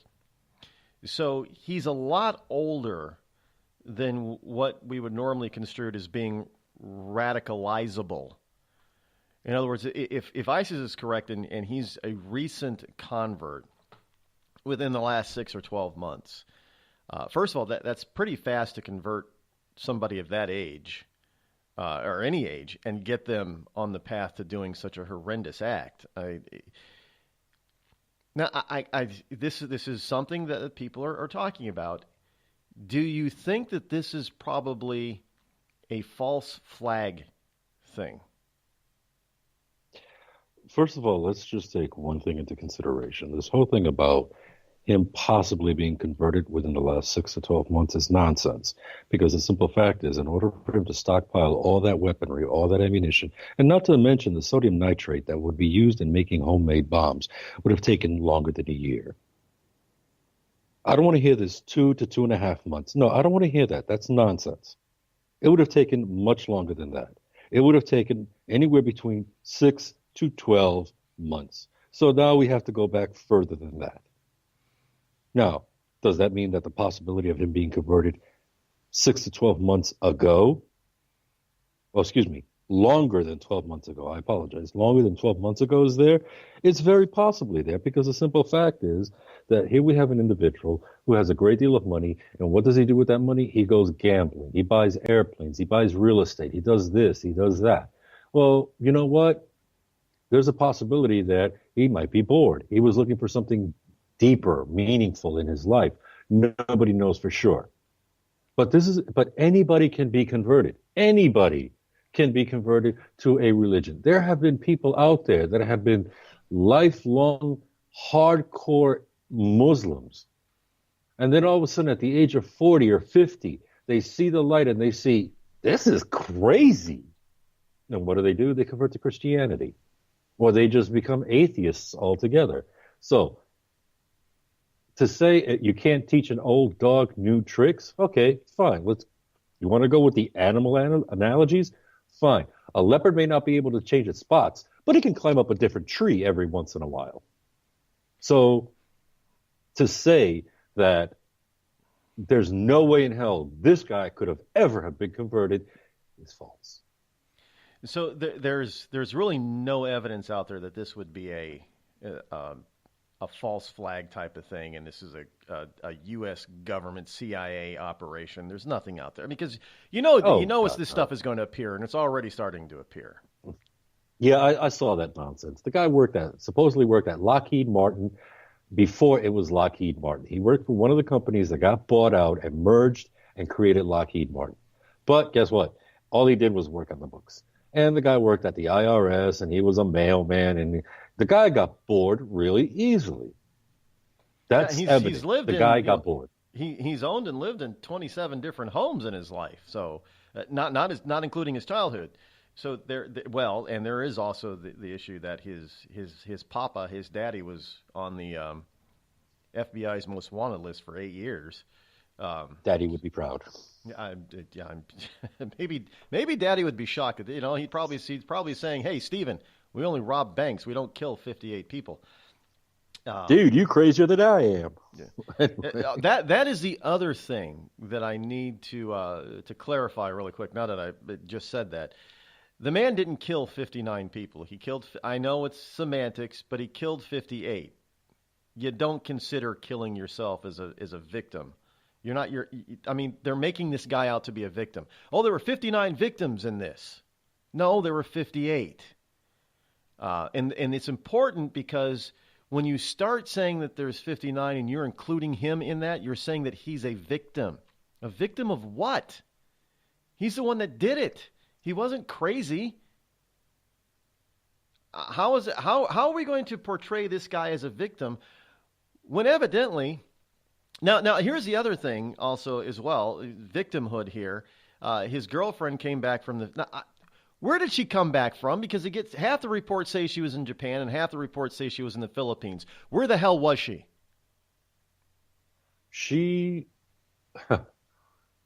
This is what I have. She landed in Japan, did a layover, flew from Japan to Australia, and then from Australia took a connecting flight to the Philippines. And supposedly he bought a very cheap airline ticket, so I guess that's why so many layovers and so many stops. So yeah, because you've noticed, the cheaper the ticket, the more stops you're going to make. Yes. So that makes sense. They're saying he got her a cheap airline ticket. Okay, with all those stops, you know what? I can actually see that. I can see that. And she is a native-born Australian, and family from the Philippines. She was born in Australia. She was an Australian citizen, or is an Australian citizen, as well as an American citizen. So she comes back and she's in a wheelchair? She was in a wheelchair. Okay, so, yeah. She was in a wheelchair. Do you think he sent her off? I mean, because, okay, let's take this apart for a second. Now, here's a guy who obviously, he lived in a nearly $500,000, I guess it was a $450,000 home with her. He had weaponry and accessories to this weaponry and cameras and all that kind of stuff worth thousands of dollars. And he uses a cheap airplane ticket? What you do? Okay. The more money you spend, the more attention you bring to yourself, correct? Well, yeah. Case in point. Here's a perfect case in point that we see in everyday life. Here you have a liberal, mamby-pamby, whiny, spineless little liberal dweeb driving a Prius. And that's all he can afford. And up next to him, here's a brand spanking new Aston Martin DB10. Oh, beautiful car, by the way, ladies and gentlemen. Gorgeous car. And who's going to get the most attention? Well, yeah, it's going to be the Aston. Definitely not the Prius. People are probably just going to go on the Prius. Yeah. Exactly. So the more money you spend, the more attention you bring to yourself. That's why one of the things we were told is while you're there, don't expend an exorbitant amount of money on yourself, especially with your clothing. Dress down. Okay, so gets her cheap ticket. She goes and she flies. And she gets there. Now, not long after she gets to the Philippines, all of a sudden $100,000 gets wired to her. Even though she had a round-trip ticket, she was coming back. There was no doubt that she was coming back. And if she did not have a round-trip ticket, I'm pretty damn sure that he knew that once they found out who he was and who she was, they were going to bring her back anyway. I'm pretty sure that he already had that in mind. So there's a second explanation as to why he got her a cheap ticket. Maybe, just maybe, when it comes to her, he's just a cheap bastard. But he gave her $100,000 and wired it to it. And do you think hold on. I got to correct you there. He did not. It has not been proven that he gave her $100,000. It has been proven that $100,000 has been wired to the Philippines from his bank account, and currently they don't know who got that money. Okay. Why would you wire that kind of money if you don't know who the in person is? Well, here's another question I need to ask you. Why are you going to send $100,000 to the Philippines and make it look so suspicious when the fact is that right now the Philippines are having a great deal of problem with ISIS-related organizations that have taken over a city? Yes, that too. So my other question would be then, in this case, do you think maybe he did really care about her and he was giving her plausible deniability? Because as you said, well, first of all, we know that this was meticulously planned, and it would take months, at least 2 to 3 months, to plan this type of operation, to get that hotel room, to know the concert area and things like that, to scope out the place. It would take at least 2 to 3 months in planning to get all this together. She had to know something was up. If she didn't know the full facts, she had to know something was up. So if he was being converted and going through all this training and radicalization for 12 or 18 months, is it possible he was giving her plausible deniability? Possibly, yes. I will say possibly. I can only say possibly because I'm not going to sit here and give you and the listeners bad information. That's not my style, and you've known that's always been my style. And if I have anything that I can't verify immediately, I will give you a disclaimer. I've always done that, and I will always do that. So as far as plausible deniability, possibly. It just seems too convenient to me. It does. And maybe you just say that I have a suspicious mind, and that's the way I just operate. But it just you have a suspicious mind. Well, I mean, if it doesn't pass the smell test, then that means it stinks, right? So there's, and I haven't seen any of her return or anything, but I guess she's constantly in tears over this in a wheel. Did she leave? Why would she be in a wheelchair? Is she that distraught? I mean, I don't know what her health condition is. I have no idea. Or maybe they just handcuffed her ass to the wheelchair to make sure that she doesn't try to run. There's a possibility of that too. I don't know why she's in a wheelchair. There's a myriad of reasons why she could be in a wheelchair. But there is 2 things I want to say. And I want to address 2 things. First of all, if there are any liberals listening to this program at the moment, please explain to Mrs. Hillary Rodham Clinton that before she decides to start tweeting anything about weaponry, to please make sure that her people that do the tweeting for her do some research first. You cannot put a suppressor, or as commonly known by the people, a silencer, on a weapon that has been placed on fully automatic, because it's going to melt the hell out of that silencer. So therefore, the whole concept of her saying, oh, just imagine if there were silencers attached to these fully automatic weapons. Really? Seriously? Are you kidding me? Well, yeah, no, that's not going to happen. Well, she doesn't understand how weapons of this caliber work. None of them do. No, they don't. And she's an idiot for actually allowing that tweet to go out if she's not the one that actually tweeted it. So if she is the one that did tweet it, dear liberals, your goddess, Hillary Rodham Clinton, is as dumb as a damn rock. Sorry to break your heart. Okay? She's a failure as a politician. She's a failure as a dignitary. Oh, no, she's a failure. She's the smartest period. woman on the planet. Come on. Isn't that what we've been told whatever. about her? Yeah, okay, whatever. Anyway, so the other thing I want to address is the media. So anybody from the mainstream media that might be listening, or any way of this getting to the mainstream media, you're a bunch of boneheads. Thanks to you, now we're going to have a whole bunch of little thugs, gangsters, and little MS-13 and all these other idiots running out and buying bump stocks. Thank you. Thank you for telling them how a bump stock works. Thank you so damn much. A bump stock is not a highly known item that could have been bought and attached to a semi-automatic weapon to help convert it to a fully automatic weapon. But no, you boneheads have decided we're going to tell the world how it's done. Now MS-13, the Crips, the Bloods, and all these other gangsters can run out and put these bump stocks on their semi-automatic weapons and create more carnage.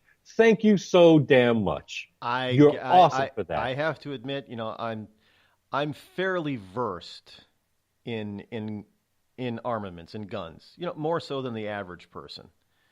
But even I didn't even know about these bump stocks. I'll admit ignorance on that. I did not know that they existed, that they were. Now, I always knew that there was something that you could add to a device to convert a semi-automatic to basically a fully automatic. But I didn't know how you did it. I just thought it was you really had to know how the gun worked, and you had to actually get in there and take the gun apart and put stuff on it and in it and then put it back together. I didn't realize it was something as simple as a stock. Oh yeah. And the part that kills me is they're basically $50 each. Yeah, so maybe I should have known about stuff like this, but I'm with most Americans. We didn't know stuff like this, but now everybody does. You're right. So, I mean, to me, it's a simple case of now all these little gangsters who already have the semi-automatic weaponry are going to go out and spend $200 and turn 4 semi-automatic weapons into full automatic weapons. Thank you so much, media. You couldn't say, well, he used devices to turn it into an automatic weapon, or he had knowledge of methodologies that can be trying used. to get these things made illegal. That's all about the gun control, which is why they were out there, within 6 hours, shouting and touting, we need to have a serious conversation about gun control, as if we haven't had these serious conversations about gun control in the past. Yeah, no. I mean, seriously. I mean, it's a case. All of them, Fox, CNN, MSNBC, NBC, every damn one of them. Oh, we're going to talk about bump stocks. Well, aren't you a dipstick? Thank you so much for making matters even worse. You're an idiot. Well, with that, we thank you once again for a rousing report. Very interesting, very insightful. And as people will find out next week, we're going to try to go through some of the previous reports and to show and prove our accuracy here. Well, specifically your accuracy in your reporting. So and this is just as accurate. So, folks, I mean, you're gonna. I don't even. How am I doing so far? I'm just gonna come out and say it. This program should be listened to by millions of people like Rush and Hannity, because we talk about stuff and get stuff straight even before they do. I mean, I'm upset that I don't have 1 million listeners right now. I really am. You should be upset that you're not 50 points ahead. And you might be asking, what happened? I couldn't resist. I hate that woman. She's such an idiot. All right, my friend. Stay safe out there, will you? All right. You take care. Have a great one, folks. Bye-bye. Can I be a little bit jealous of not having such a huge, humongous audience? Well, everybody's not on the internet, I suppose, listening to radio. That's it. Everybody's not. See, this is why I need to get off Spreaker, because not everybody's on Spreaker. That's the whole problem. Spreaker's holding me back. I'm not Rod Eccles, and I approve this message. Tired of paying outrageous prices for Viagra? Well, we have great news for you. Now you can finally get Viagra at huge discounts. Healthy Man allows you to save up to $500 on Viagra. Why pay U.S. pharmacy prices of $15 per pill or more when you can get Viagra for less than $3 a pill? Call today and get 40 Viagra pills for only $99. This can cost as much as $600 at your local pharmacy. You can't afford not to call us. If you want Viagra at the lowest prices, never pay $15 a pill pharmacy prices again. Get Viagra for less than $3 a pill. Call 800-595-2614 today and save up to $500 and get 40 pills for just $99. Healthy Man is fast, easy, and affordable. Operators are waiting at 595-2614 to take your call now. Call 800-595-2614. That's 800-595-2614. Again, 800-595-2614. We've all heard of male enhancement, but now there's an expert on true male enhancement in the areas that really count. In Herb Ellis's book, Husband 2.0, Real Male Enhancement, you'll find answers to questions like, why doesn't she want to have sex? A quick start, quick results workout guide, plus what you can do as a side hustle to make money now. With all the great tips in this book, every man can benefit. Get the book, Husband 2.0, Real Male Enhancement, on Amazon.com. It started with a knock, but it wouldn't end there. What happens in the story next, many wouldn't understand, and most wouldn't believe.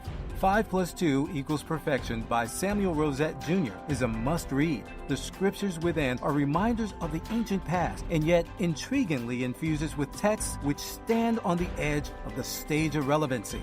Available online at Westbow Press, Amazon, Books A Million, Barnes & Noble, and SamuelRosetteJr.com. A couple of weeks ago, a long-haired young person came into our bank and said, "I'll bet you're a Nazi." Well, I love America, support the Constitution, and believe in capitalism. So I told him I'm not a Nazi, and I'm not. So what happens? The punk breaks out 2 windows and pepper sprays an elderly woman in the face. You know, there's one thing about long-haired young people nowadays. They're real assholes. Long-haired young people, you suck.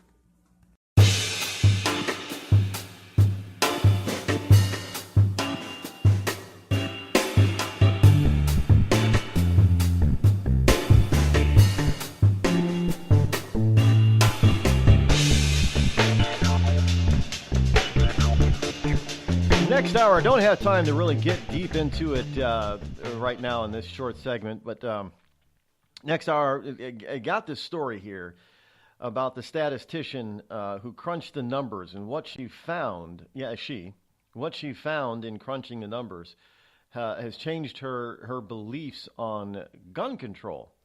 And you won't believe her reasoning behind that, but again, we'll get to that after the top of the hour break. However, here's a story for you. Roman Polanski is now being accused by a 4th woman of rape.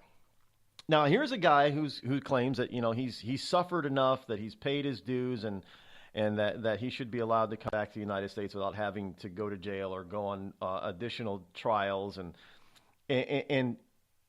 this is because of his pedophilia of a 15-year-old girl. There's another woman, Renate Langer, who's 61 now, claims that Roman Polanski raped her twice back in 1972 when she was a 15-year-old student. She actually made the complaint with the Swiss police last month. And this is now it's just an accusation, and obviously 72. This is a very old case, and she only came forward about a month ago with this. But this is a guy this is not just the 4th woman. There are a number of stories that in anybody else. I mean, look, anybody else's case, we would say, well, there's got to be some validity to some of this stuff, right? Isn't that what they say? You must believe the woman who's accusing the male of rape. Because they wouldn't lie about that, right? I mean, obviously, we've had stories since then that, yes, women do lie about rape, and men get falsely accused of it on a fairly often basis, as it turns out. But when we're looking at this guy who's got a history, and he's even convicted in absentia of at least 1, and possibly more, if they could only get him back here to do the full investigation and to put him on trial. And this is the reason why why would an innocent man stay away for so long? And why would you have so many people on the left that want to keep these so-called rape laws and rules that DeVos and the education department want to change or get rid of? Why would you support this guy then? Well, because you think rapists are only conservative or Republicans? Believe it or not, many liberals think that that's exactly what happens, that the vast majority of rapists are Republicans. I guess that goes along with the theory that the vast majority of mass gun shooters are also Republicans. Oh, wait, no, we've already proven that they're overwhelmingly Democrat. It was just another quiet Saturday at the Johnson home. Honey, have you seen the hammer? It's in the garage. Oh, no, not the garage. Later that same day... Dad, I can't find the bicycle pump. Son, I'm afraid it's in the garage. The garage? Then the following Tuesday... Howard, where's the car? It's in the garage. Does your garage look like a giant yard sale without the yard? Do you cringe at the thought of entering your garage?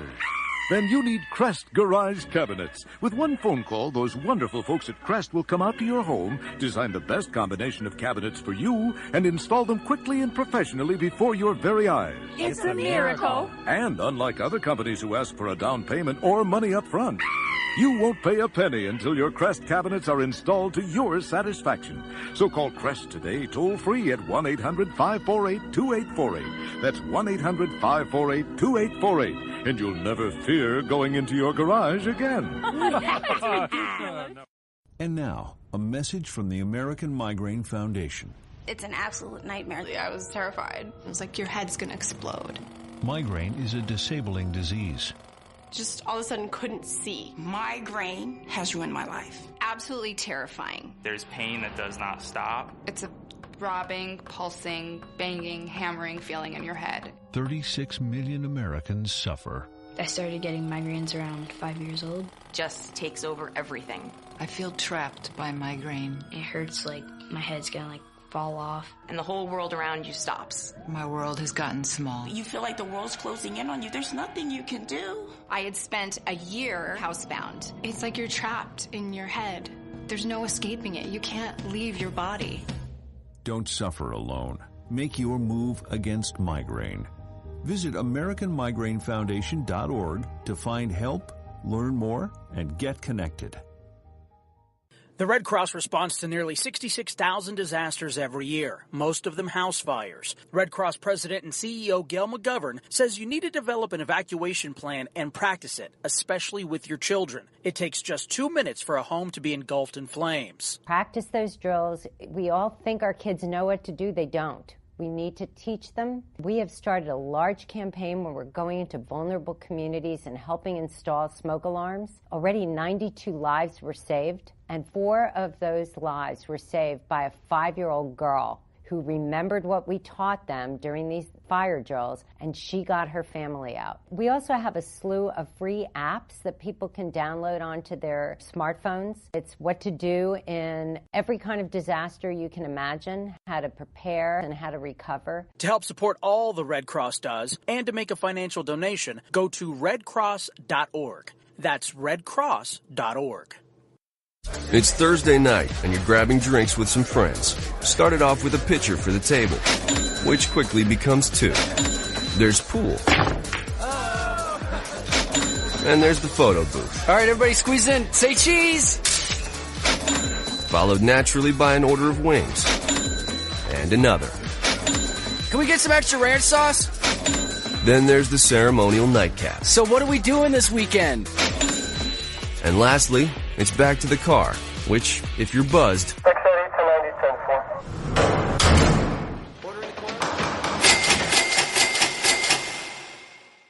could be the most expensive night of your life. Getting pulled over for buzz driving could cost you around $10,000 in fines, legal fees, and increased insurance rates. Nothing kills a buzz like getting pulled over for buzz driving, because buzz driving is drunk driving. Brought to you by the National Highway Traffic Safety Administration and the Ad Council.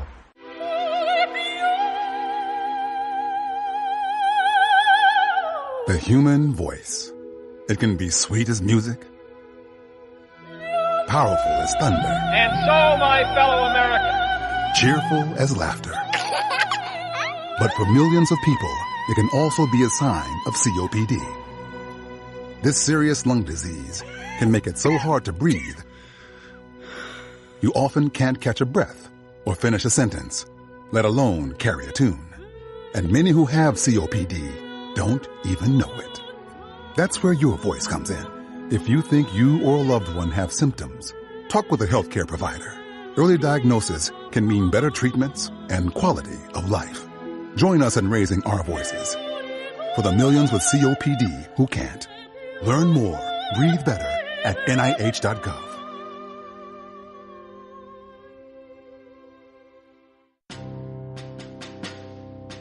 On the battlefield, there's a saying America's military men and women live by.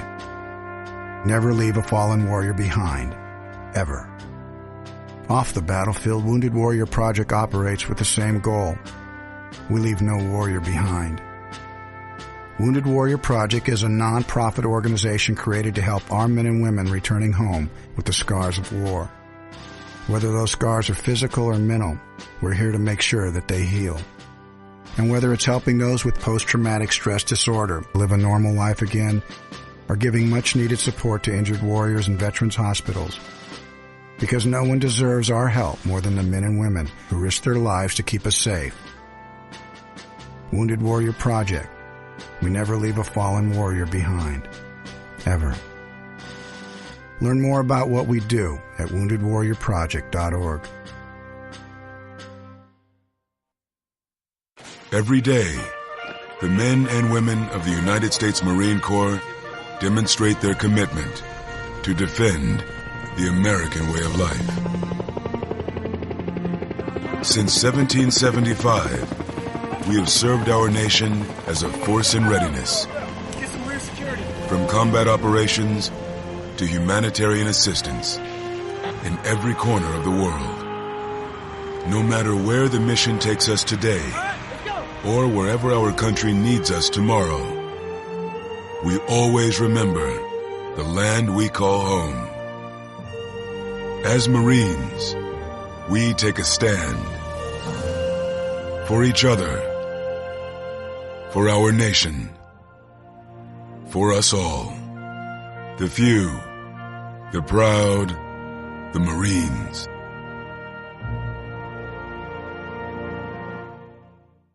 You want to know what time it is? It's time to bring the rain. Zinc Media. Feel the power of knowledge.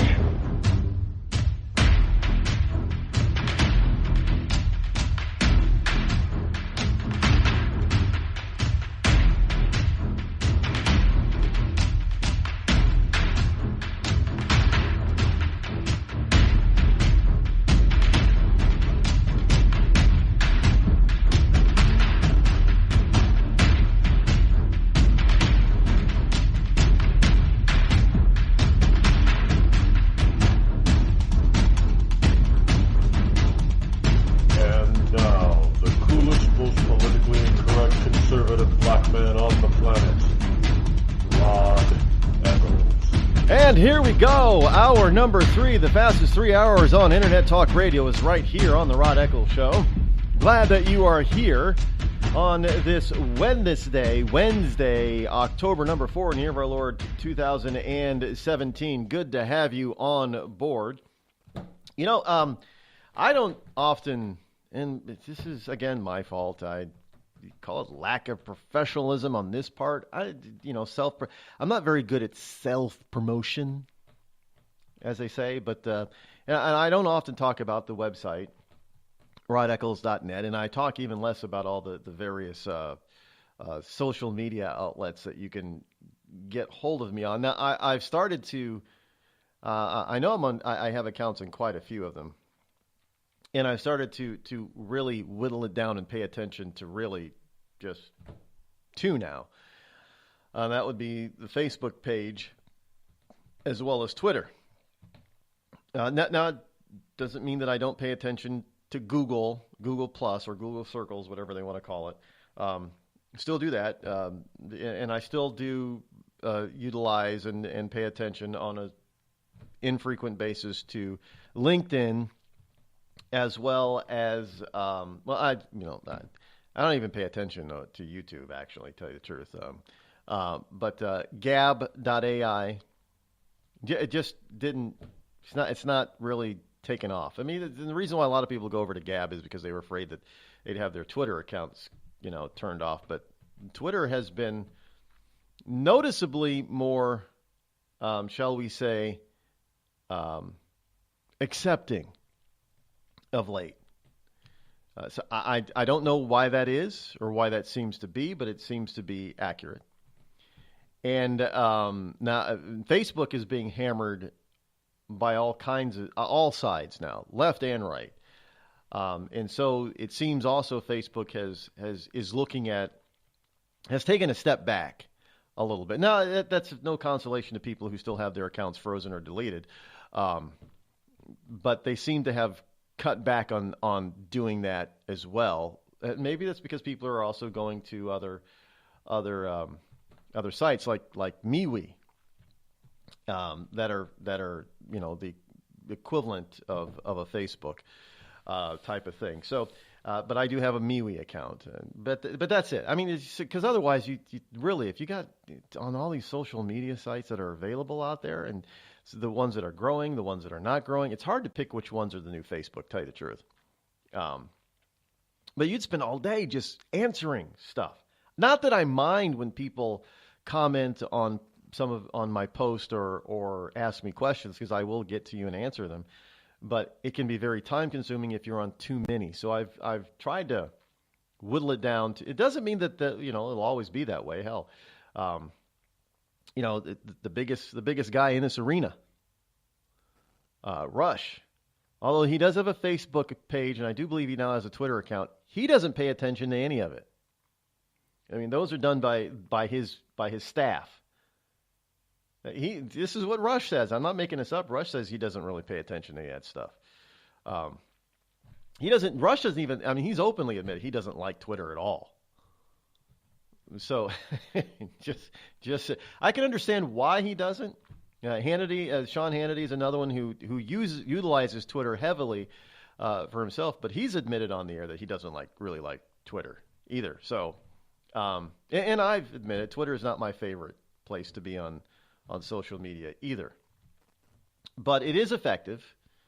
It's easy to communicate with people on Twitter, especially when you're tagged in that communication. You can definitely see it. And I see stuff that people tag me on, and I respond when appropriate. And anywhere that I see anything that the comment or response is directed towards me. And I've been, thanks to the people out there who keep their eyes open, I didn't realize I was making such an impact, because there have been some articles written about me out there, and by leftists. They don't like what I say. Now, I didn't know that, honestly. But people have sent me, there's been like 3 or 4 of them out there. I don't know how well read they are. I don't particularly care. But it just means that this program is making an impact. And that's good. That's all I've ever wanted. I'm not here to be braggadocious or anything, obviously. But, yeah, I mean, it's good. In other words, people are paying attention. And that's the whole point, because if they're paying attention, they're listening to what I say or read what I write. And I happen to think that I'm, right. I'm correct in what I'm stating. So, again, my whole goal is not to get people to agree with me, but to think logically. Because if you think logically, there's no way in hell you can logically be a liberal. Yeah, just no, there is no possible way. No possible way. So if I get more people to think logically, if they read something or listen to something that I said and they think, well, that's kind of logical, that makes sense. Maybe I need to logically think about my other issues or positions. And once people start doing that, then they're going to agree with me on the macro, on the big picture. So that's my whole goal. I will keep doing this until God calls me home, or until everybody thinks logically. That's my goal. Plain to say, I don't care if I got to be here until I'm 111 years old, or 120, or whatever the age is going to be that the human body can be maximized to live at, without having all these artificial things placed within them. I don't know. The brain wears out at about between 120 and 140 years, or 150 years, from what I understand. Maximum life capacity for the human body is about 150 years. I guess it's due to the brain. In other words, the brain can live longer than the rest of the body, because we treat the rest of our bodies like crap. Oftentimes. We do. But the brain can obviously, even after, because what do they say? You can be in a coma but still be alive as long as there's brain activity. But when there is no brain activity and you're officially brain dead, then there's no coming back. which is what a lot of people think about when somebody goes into a coma.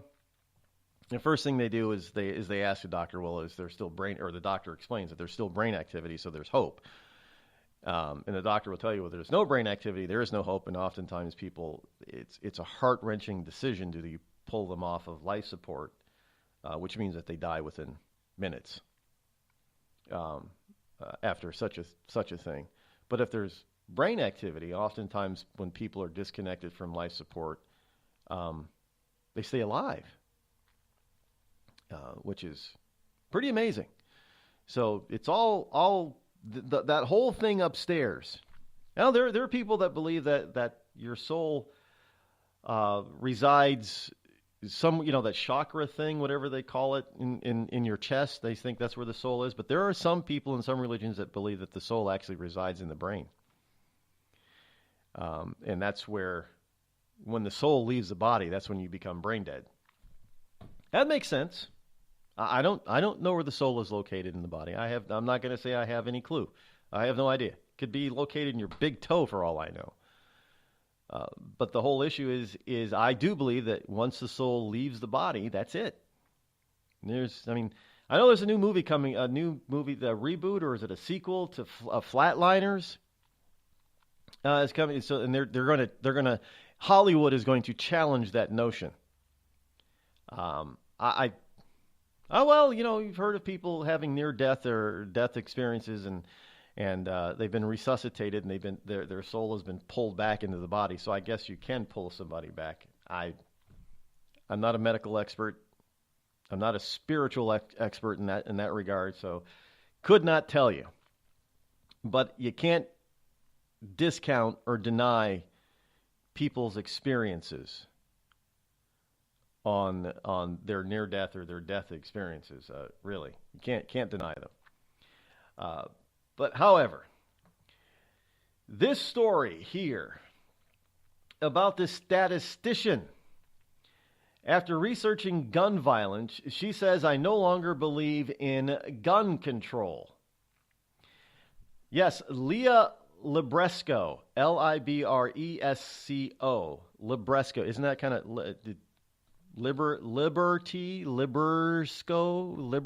Libresco?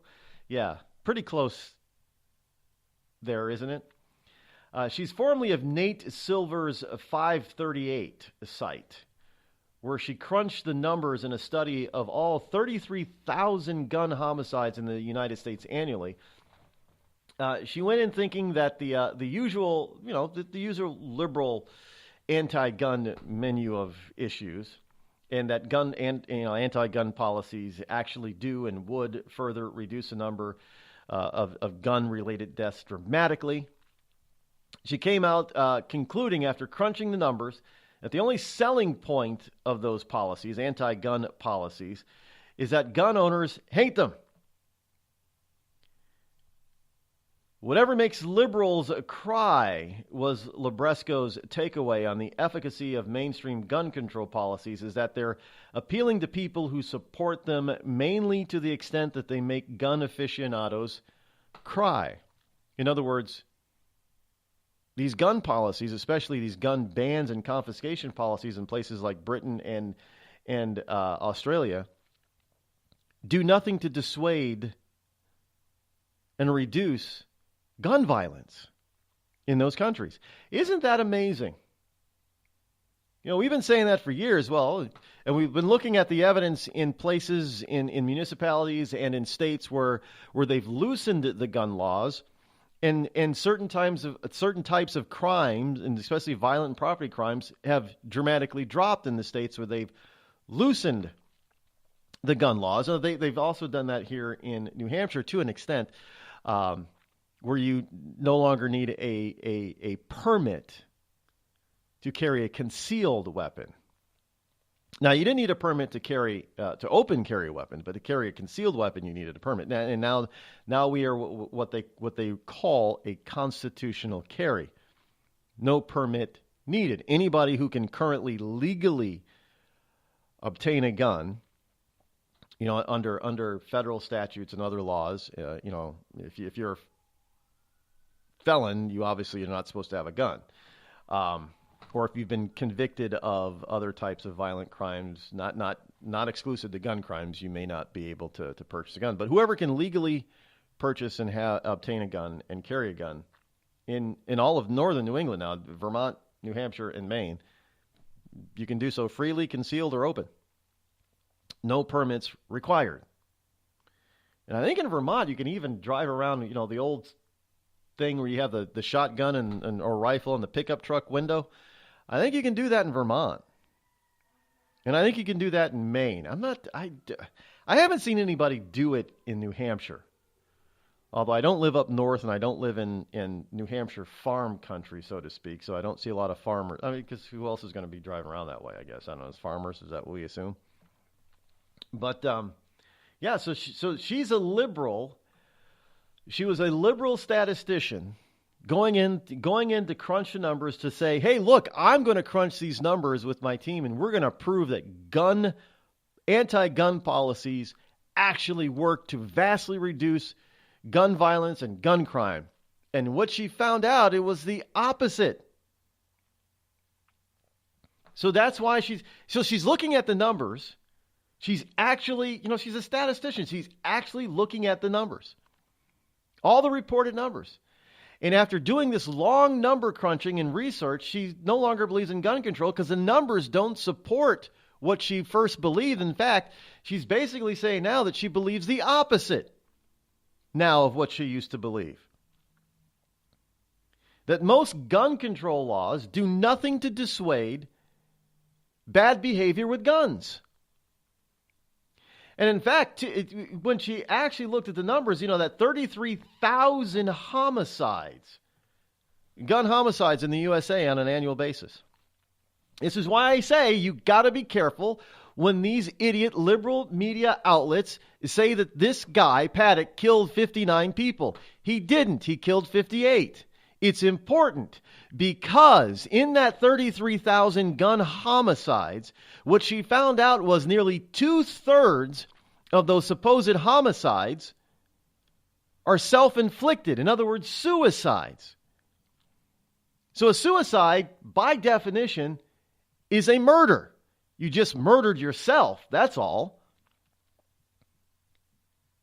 So nearly 2/3 of all those deaths, gun-related deaths, are by suicide. Well, that's important because if you take away the person's ability to use a gun to commit suicide, as we well know, people will use other methods that are almost as successful. Somebody who wants to off themselves is going to do it. But the liberals are purposefully putting those numbers in the homicide rate by saying, well, killing yourself is a homicide. Technically, it is, which is why it's illegal to do, which is why you often, if you survive at a suicide attempt, you will get arrested. You will be forced to go through some mental evaluation and get mental help, but you are still arrested because it's illegal. I know that's kind of stupid. Well, if you survive, you're going to get punished for surviving. Yeah, I know. But they're lumping it in with a actual crime to the tune of nearly 2/3 of those numbers that she looked at are self-inflicted. And we see them do that all the time. The lamestream media in this country always includes the perpetrator. If the perpetrator dies while committing his act of violence and crime, they always include them. So instead of 58, it's 59. And now that 59 gets lumped into that 33,000. Now you may say that's not a big deal, but it is a huge deal. Such a huge deal that this statistician found that nearly 2/3 of all these so-called gun-related deaths are self-inflicted. That's how big of a huge deal it is.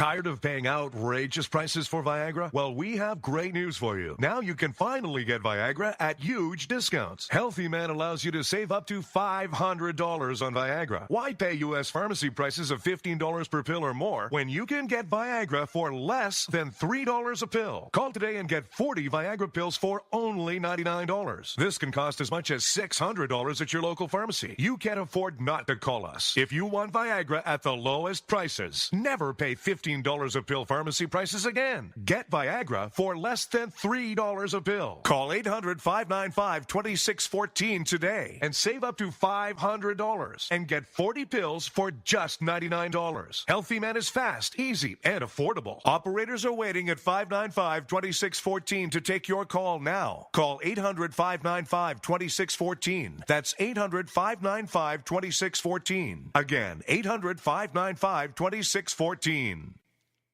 It started with a knock, but it wouldn't end there. What happens in the story next, many wouldn't understand, and most wouldn't believe. 5 + 2 = Perfection by Samuel Rosette Jr. is a must-read. The scriptures within are reminders of the ancient past, and yet intriguingly infuses with texts which stand on the edge of the stage of relevancy. Available online at Westbow Press, Amazon, Books A Million, Barnes & Noble, and SamuelRosetteJr.com. We've all heard of male enhancement, but now there's an expert on true male enhancement in the areas that really count. In Herb Ellis's book, Husband 2.0, Real Male Enhancement, you'll find answers to questions like, why doesn't she want to have sex? A quick start, quick results workout guide, plus what you can do as a side hustle to make money now. With all the great tips in this book, every man can benefit. Get the book, Husband 2.0, Real Male Enhancement, on Amazon.com.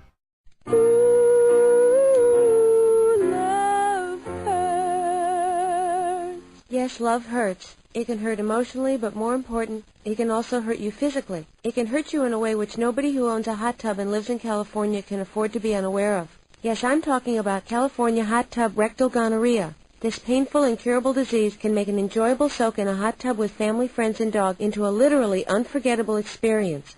If you catch California hot tub rectal gonorrhea, not only will you walk around feeling like you're about to pass a twisted sardine can lid, you'll also smell like a pile of burning tractor tires. So don't jump out of the frying pan and into the hot tub, because if you get California hot tub rectal gonorrhea, it'll really burn your ass. This has been a public service message brought to you by the Citizens Against CHTRG Foundation.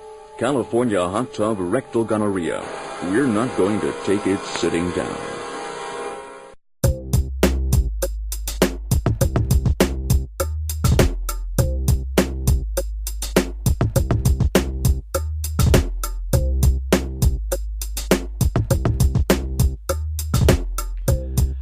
Got asked an interesting question about bump stocks. I don't honestly know the answer to this, but I said I would do my best to answer it on the air or get the answer for them. Now I don't know if it's a kid or not, but I was asked, hey, Rod, can you put a bump stock on a BB or pellet rifle? Now I'm going to assume that if it's a CO2 fired powered rifle, pellet or BB gun, that you can. If it's an air pump, obviously there's not going to be any power to fire the next shot until you pump it up with air again. But if it's a CO2, if you use a CO2 card, but again on pellets, I think most pellet rifles are you can only put 1 or 2 pellets in at a time. BBs you can obviously load, tons of those. So I'm going to assume. Yeah. If it's a CO2... In fact, I do believe they have semi-automatic or automatic CO2-powered BB rifles. I think they actually have them. So, again, I don't know that much about what gun stocks, bump stocks are or how they actually work. I mean, I get the basics behind them. But I'm going to assume that if you put it on a CO2-powered BB rifle, that it would probably work the same way. Interesting question. I mean, why would somebody even think of that? I didn't until they just asked the question. I'm told that, by people who probably know, I am told, yes, on airsoft rifles that CO2 power, that they would work, as well as paintball guns as well. Okay, that would be quite interesting. Well, paintballs, aren't they CO2 powered, fired, whatever? Yeah. Can you see going to a paintball field and using they probably already do. I would love to do. I've never been to a paintball range, but I would love to go and have a good time. But I can see it now, getting on the paintball range and people using a bump stock and turning that paintball rifle into an automatic. You might be surprised to learn who has Crohn's disease or ulcerative colitis. Nearly 1 in 200 Americans are suffering with the debilitating pain and constant disruption of these inflammatory bowel diseases, or IBD. Chances are you know someone with IBD. For example, your neighbor or coworker. The Crohn's and Colitis Foundation was created to help patients cope and to find a cure. People with IBD can't wait. Won't you help someone you know? Visit www.escapethestall.com today.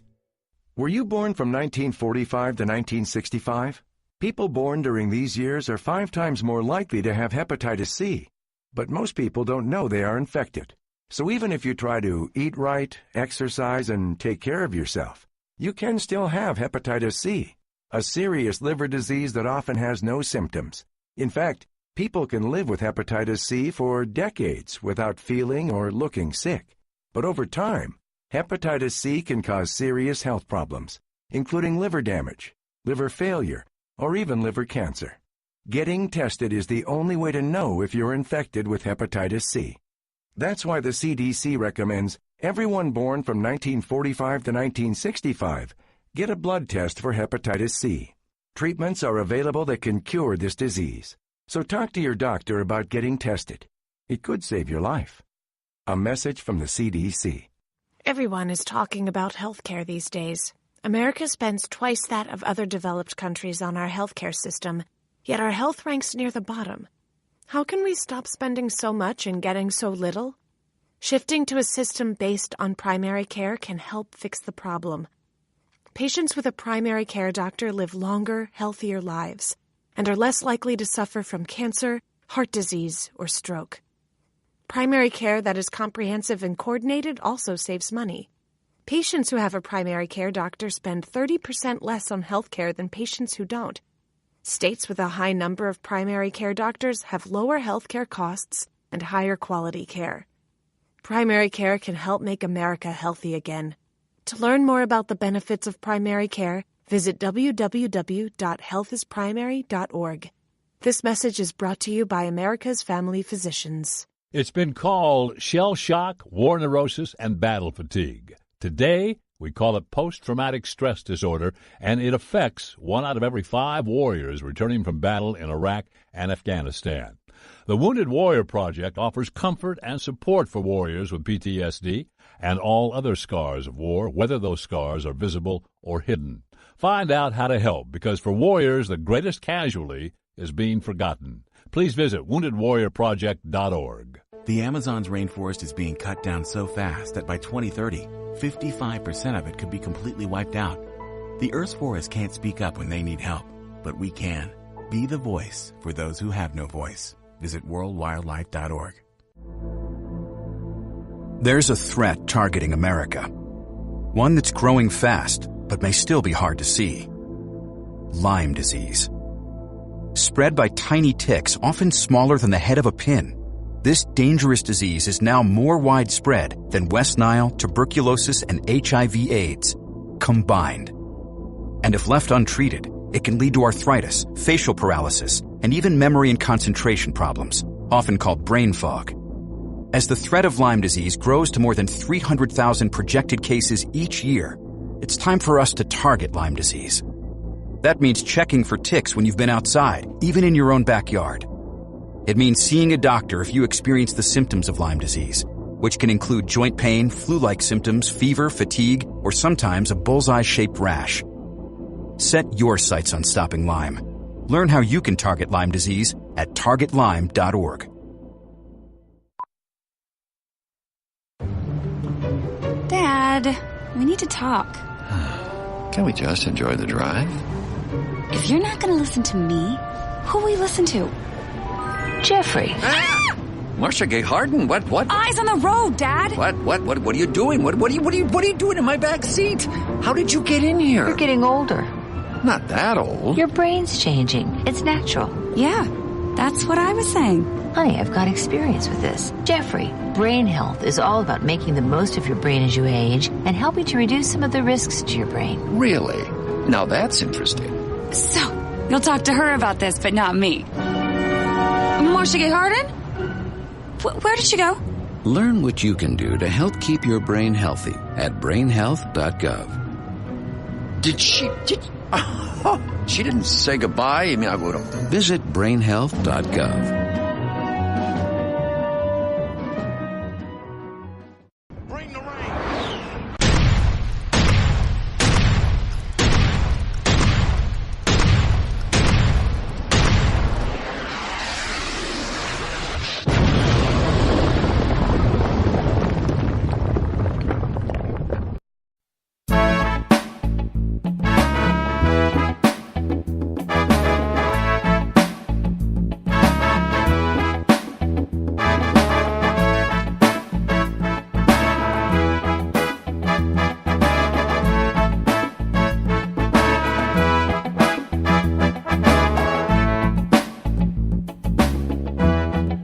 Welcome back.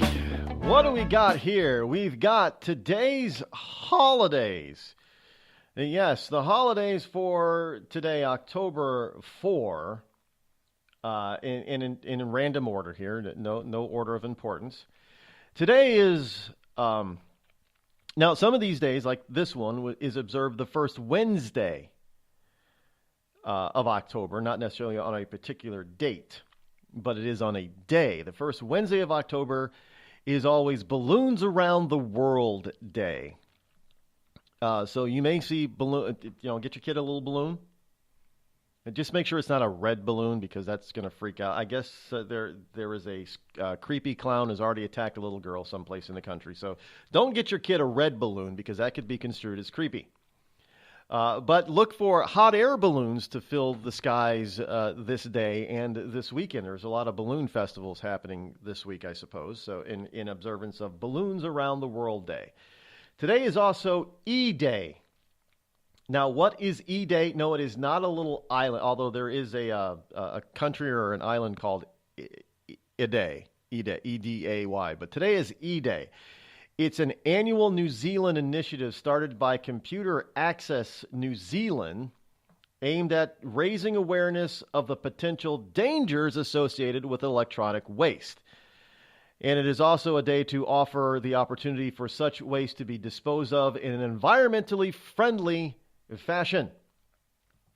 So it is, E-Day is also today. October, and this is every October 4, evidently. It is observed today. Today is also Improve Your Office Day. I can look around my office here, the bunkerized studio, and I can see there can be some improvements. How about your office? Any improvements in your office? So improve your office today, because today is, and tell your boss today is Improve Your Office Day. So this is the day you can go into the boss and say, well, you need more plants or windows or cubies or stuff to improve your office. And demand it because today is International Improve Your Office Day. It is also today, this particular day is observed on the Wednesday of the first full week of October. So this year it is October 4th. It is National Walk to School Day, also known as National Walk Our Children to School Day and National Walk to School Day. It just can't be international. I guess it's got to be national too. So walk your kid, I guess for exercise reasons. Oh, well, I got a story here about fat people, so we'll get into that right after this. It is also walking is very good for your health, and it does. People have lost a lot of weight just by walking, not running, but by walking. The number of steps that you take is very good for it. Once you get I think you have to do in excess of 5,000 steps per day for it to be, physically therapeutic. I'm not sure what the number is. I think it's around 5,000. What they say. But anyway, you can get a good jump on that today by walking your kid to school or walking your kid home from school today instead of letting them take the bus. Or, whether the bus be a big yellow thing or your SUV. Today is also National Golf Day, also known as National Golf Lovers Day. I don't like golf, so I'm not going to observe that day. Today is also National Kale Day. It's observed on the first Wednesday of October every year, not just on this day, but today is National Kale Day. I'll probably pass on that as well. Today is also International Toot Your Flute Day. Yeah, I kid you not. You celebrate this day by showing pride in all your accomplishments and letting them be known to others. Usually this would be seen as being selfish and egotistical, but on this day, you get a free pass. Do something for yourself on this day instead of thinking only of others. Toot your own horn, basically. Talk boastfully about yourself or your achievements on this day only, and you will be seen as not being, self-centered. Today only. There's a day, international day for that.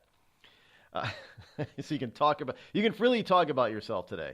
And talk about yourself over tacos, because today is National Taco Day. It's a day for tacos. Well, we're not going to say why, but it's just National Taco Day. It's also National Ships in a Bottle Day. Does anybody still do that hobby, making ships in a bottle? Some of them are really amazing. Although I don't know why people do it. Now here's a day I can wrap my head around, or better, I guess I could, I won't say that. National Vodka Day. Yeah, I can drink to that. It's also National Pumpkin Seed Day, which is observed on the first Wednesday of October. It is also World Animal Day, World Random Acts of Poetry Day. I don't know how you do that. You just walk around and randomly spout poetry for today? It's also observed on the first Wednesday of October. So grab some poetry and just as you walk around, randomly spout out poetry. It is also, of course, 10-4 Day. Today's October 4th. It's 10-4 Day. I'll let you figure that one out.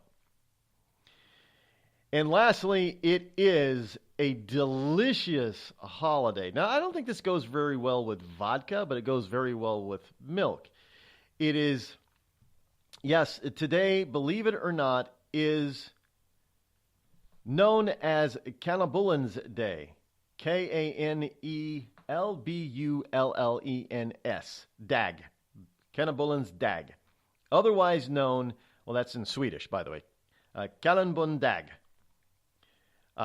This holiday was started in Sweden in 1999.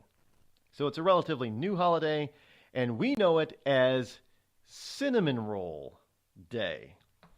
Today is Cinnamon Roll or Cinnamon Bun Day in Sweden, and it should be here. So you can celebrate today by making cinnamon buns or buying some good ones at a bakery. If you want to dive deeper into the culture of Sweden, you could also read a book written by a Swede or about Sweden, or you could... I didn't realize that cinnamon buns were so big in Sweden. It was started in 1999 at the time of the 40th anniversary of the Swedish Home Baking Council, an association of yeast, flour, margarine, and butter and sugar manufacturers. The day was created to celebrate the history of cinnamon buns in Sweden, in the country where they are believed to have originated from. Now, where the hell did they get the cinnamon in Sweden in order to make the... Well, anyway, those are your holidays for today. But remember, if you eat too many cinnamon buns and drink too much alcohol, you may need... I guess, you can eat some tacos today while drinking some vodka, and for dessert, you can have the cinnamon bun. But you can't have too much of that stuff unless you go and walk your kid to and from school today, because Those are the holidays for today, October number 4. But it also ties into this. Here is from AFP.com. They have this article, this piece of news. 40% of U.S. cancers are linked to excess weight. 40% of all cancers in the United States, more than 630,000 in all, are associated with excess weight, health officials have said, urging a renewed focus on prevention. In a nation where 71% of adults are either overweight or obese, the findings by the U.S. Centers for Disease Control and Prevention are a cause for concern, said the agency's director, Brenda Fitzgerald. Again, this is where I said in the first hour, if we have a system of health care that is run exclusively by the government, that government can tell you how to live, or you won't be able to get health care. You won't be able to get health care. Because, if 40% or 630,000 cases of cancer a year in the United States are attributed to excess weight, what do you think a single-payer system is going to want to do? When 71% of Americans are believed to be overweight or obese. Well, the government's going to force you to lose weight. I'm not joking on this, folks. This is a real story here. A majority of American adults weigh more than recommended, and being overweight or obese puts people in higher risk of a number of cancers, said Brenda Fitzgerald in a statement. By getting to and keeping a healthy weight, we all can play a role in cancer prevention and thus lowering health care cost. That's a biggie, folks. This is why you don't want government in charge. Can you imagine now this type of information getting out to places and countries where they do have single payer or government run or controlled health care? They're going to start looking at, because it's expensive. Government run or government controlled health care is extremely expensive, and the only way you lower the cost is by people not utilizing the healthcare system. How do you not utilize the healthcare system? By being healthy. How is the government going to force you to be healthy? Well, they're going to start dictating who gets covered and who gets denied coverage and who gets coverage based on your lifestyle choices. I'm telling you, this stuff is coming. It is coming down the pike, and there it is. We also have this story about Catalonia. Catalonia is moving to declare their independence from Spain, evidently this weekend, according to the story. I don't know how they're going to do that. But that's not the problem is that Europe is starting to break apart. It's starting to break up.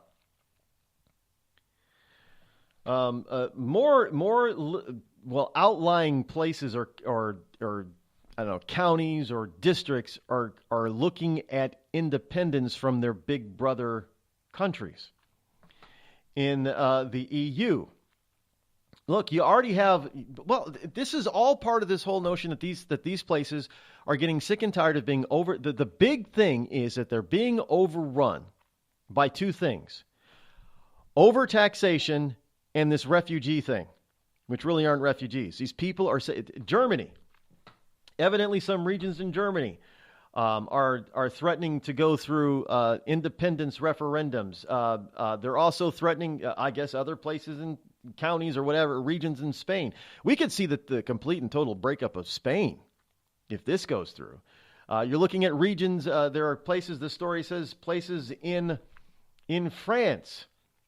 Some other places like Britain, Scotland wants to secede from Britain. Northern Ireland still wants to secede from Britain and rejoin Ireland. This kind of noise, and you can call it noise if you want, but this noise is going to increase. It is going to increase across the board. if national governments in these countries do not start paying attention and listening to their citizenry,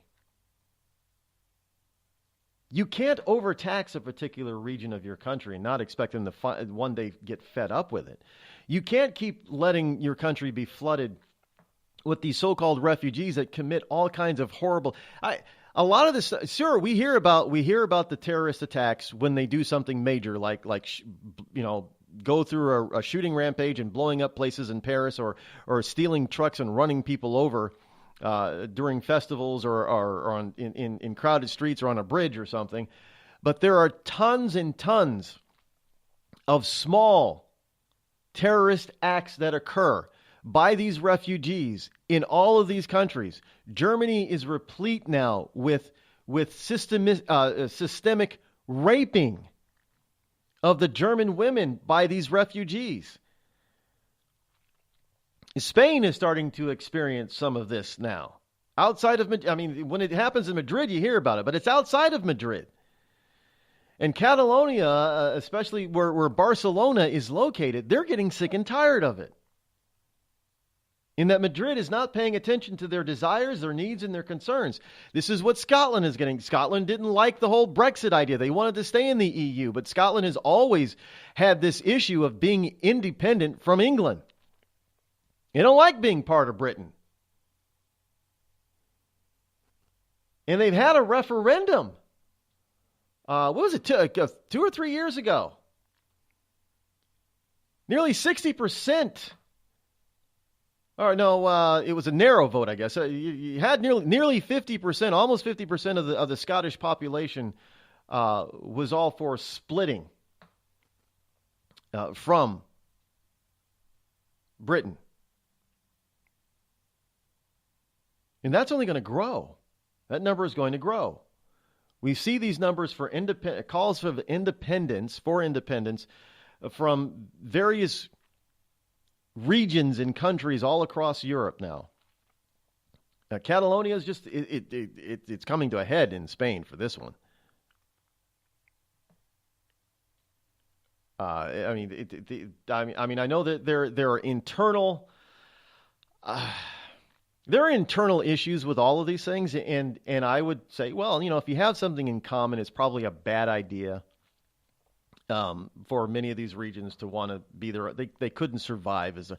I don't think that certain regions in France, for instance, if they got there, they would survive as a country. Could Scotland survive on its own? Scotland could. Could Catalonia survive on its own?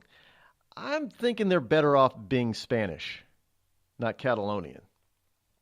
Honestly. Again, I don't really delve into the international stuff in people's internal affairs, but a lot of times, would some of these German districts be better off as independent little countries, or would they be better off as being a part of the German state? I think they're probably better off staying within the German state.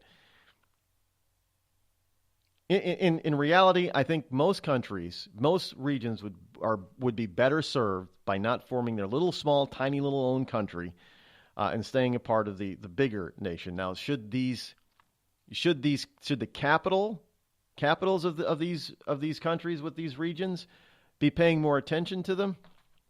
In many cases, yes. They should be, because they're not. And this is why there's discord. Now, when you actually start getting, brass tacks about the differences, I've been told from various sources that the Catalonia thing would be a disaster for both Spain and Catalonia, and that should never happen, and these people need to just get a grip and work within their system. Okay, so I'm going to take, these various people who would know better than I would what's going on in Catalonia. I'll believe them.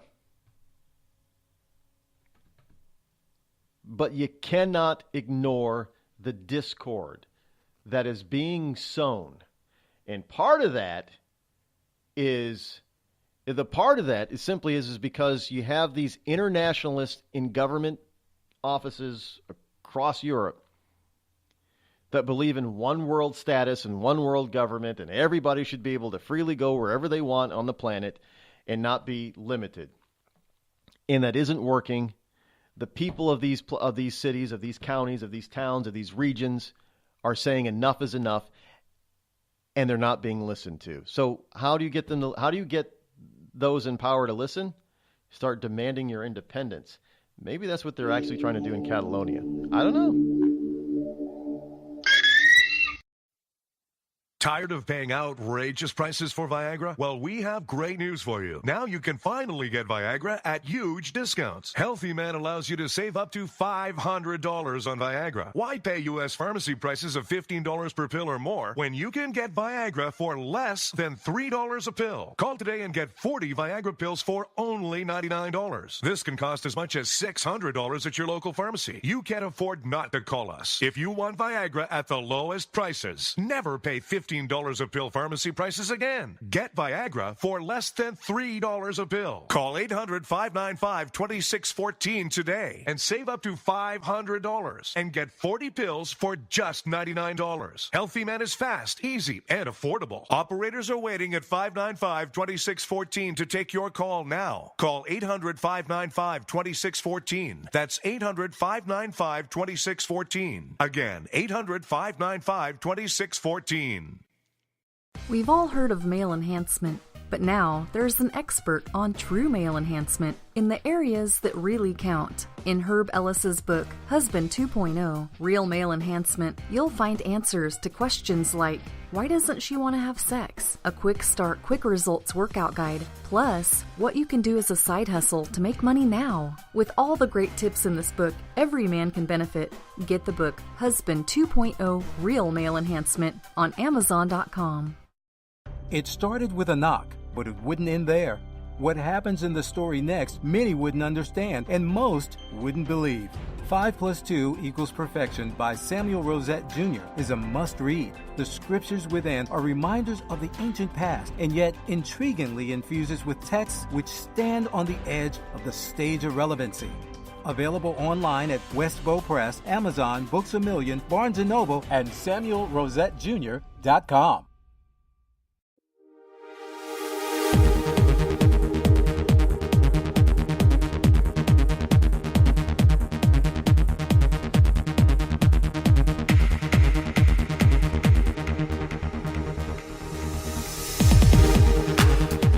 And today is coming to a quick end, so I don't know. I don't have time to get into some of the stuff that I know that I said I was going to get into.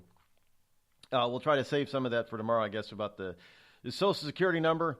You know how you get in the Social Security number, the government may be thinking about that. And they're thinking of ways of how to replace the number. Here's how you replace the number. You don't. You just get rid of Social Security. But the last thing today, is that the sheriff in Las Vegas has said at a briefing,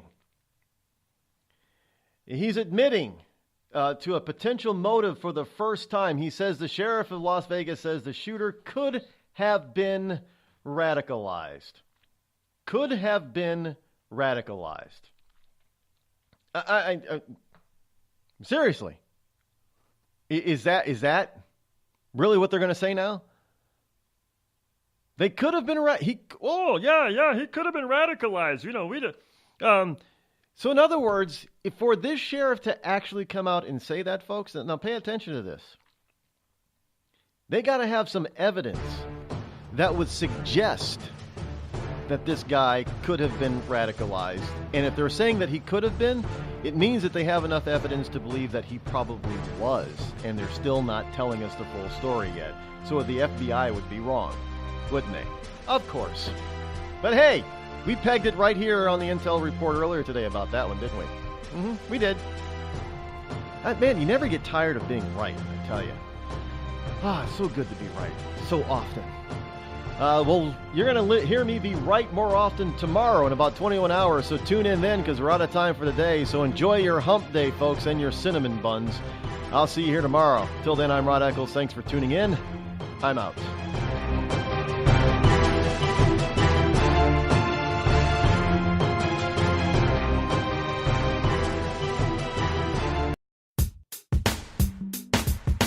Damn, it feels good to be Clinton. Damn, it feels good to be a Clinton. A shameless politician always plays her cards right. Got a crew for the fight on the airwaves. Left dogs in the press, keep their mouths tight. Cause a Clinton never needs to explain what, why it is, what they done, or with who. A real Clinton knows that they're entitled, and you don't get to know what they do.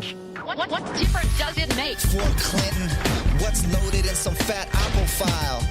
A Clinton plays the victim for promotion. A Clinton kills it off with a smile. Damn, it feels good to be a Clinton. A server full of secrets ain't no thing. Damn, it feels good to be a Clinton. Nothing ever hits with the sting.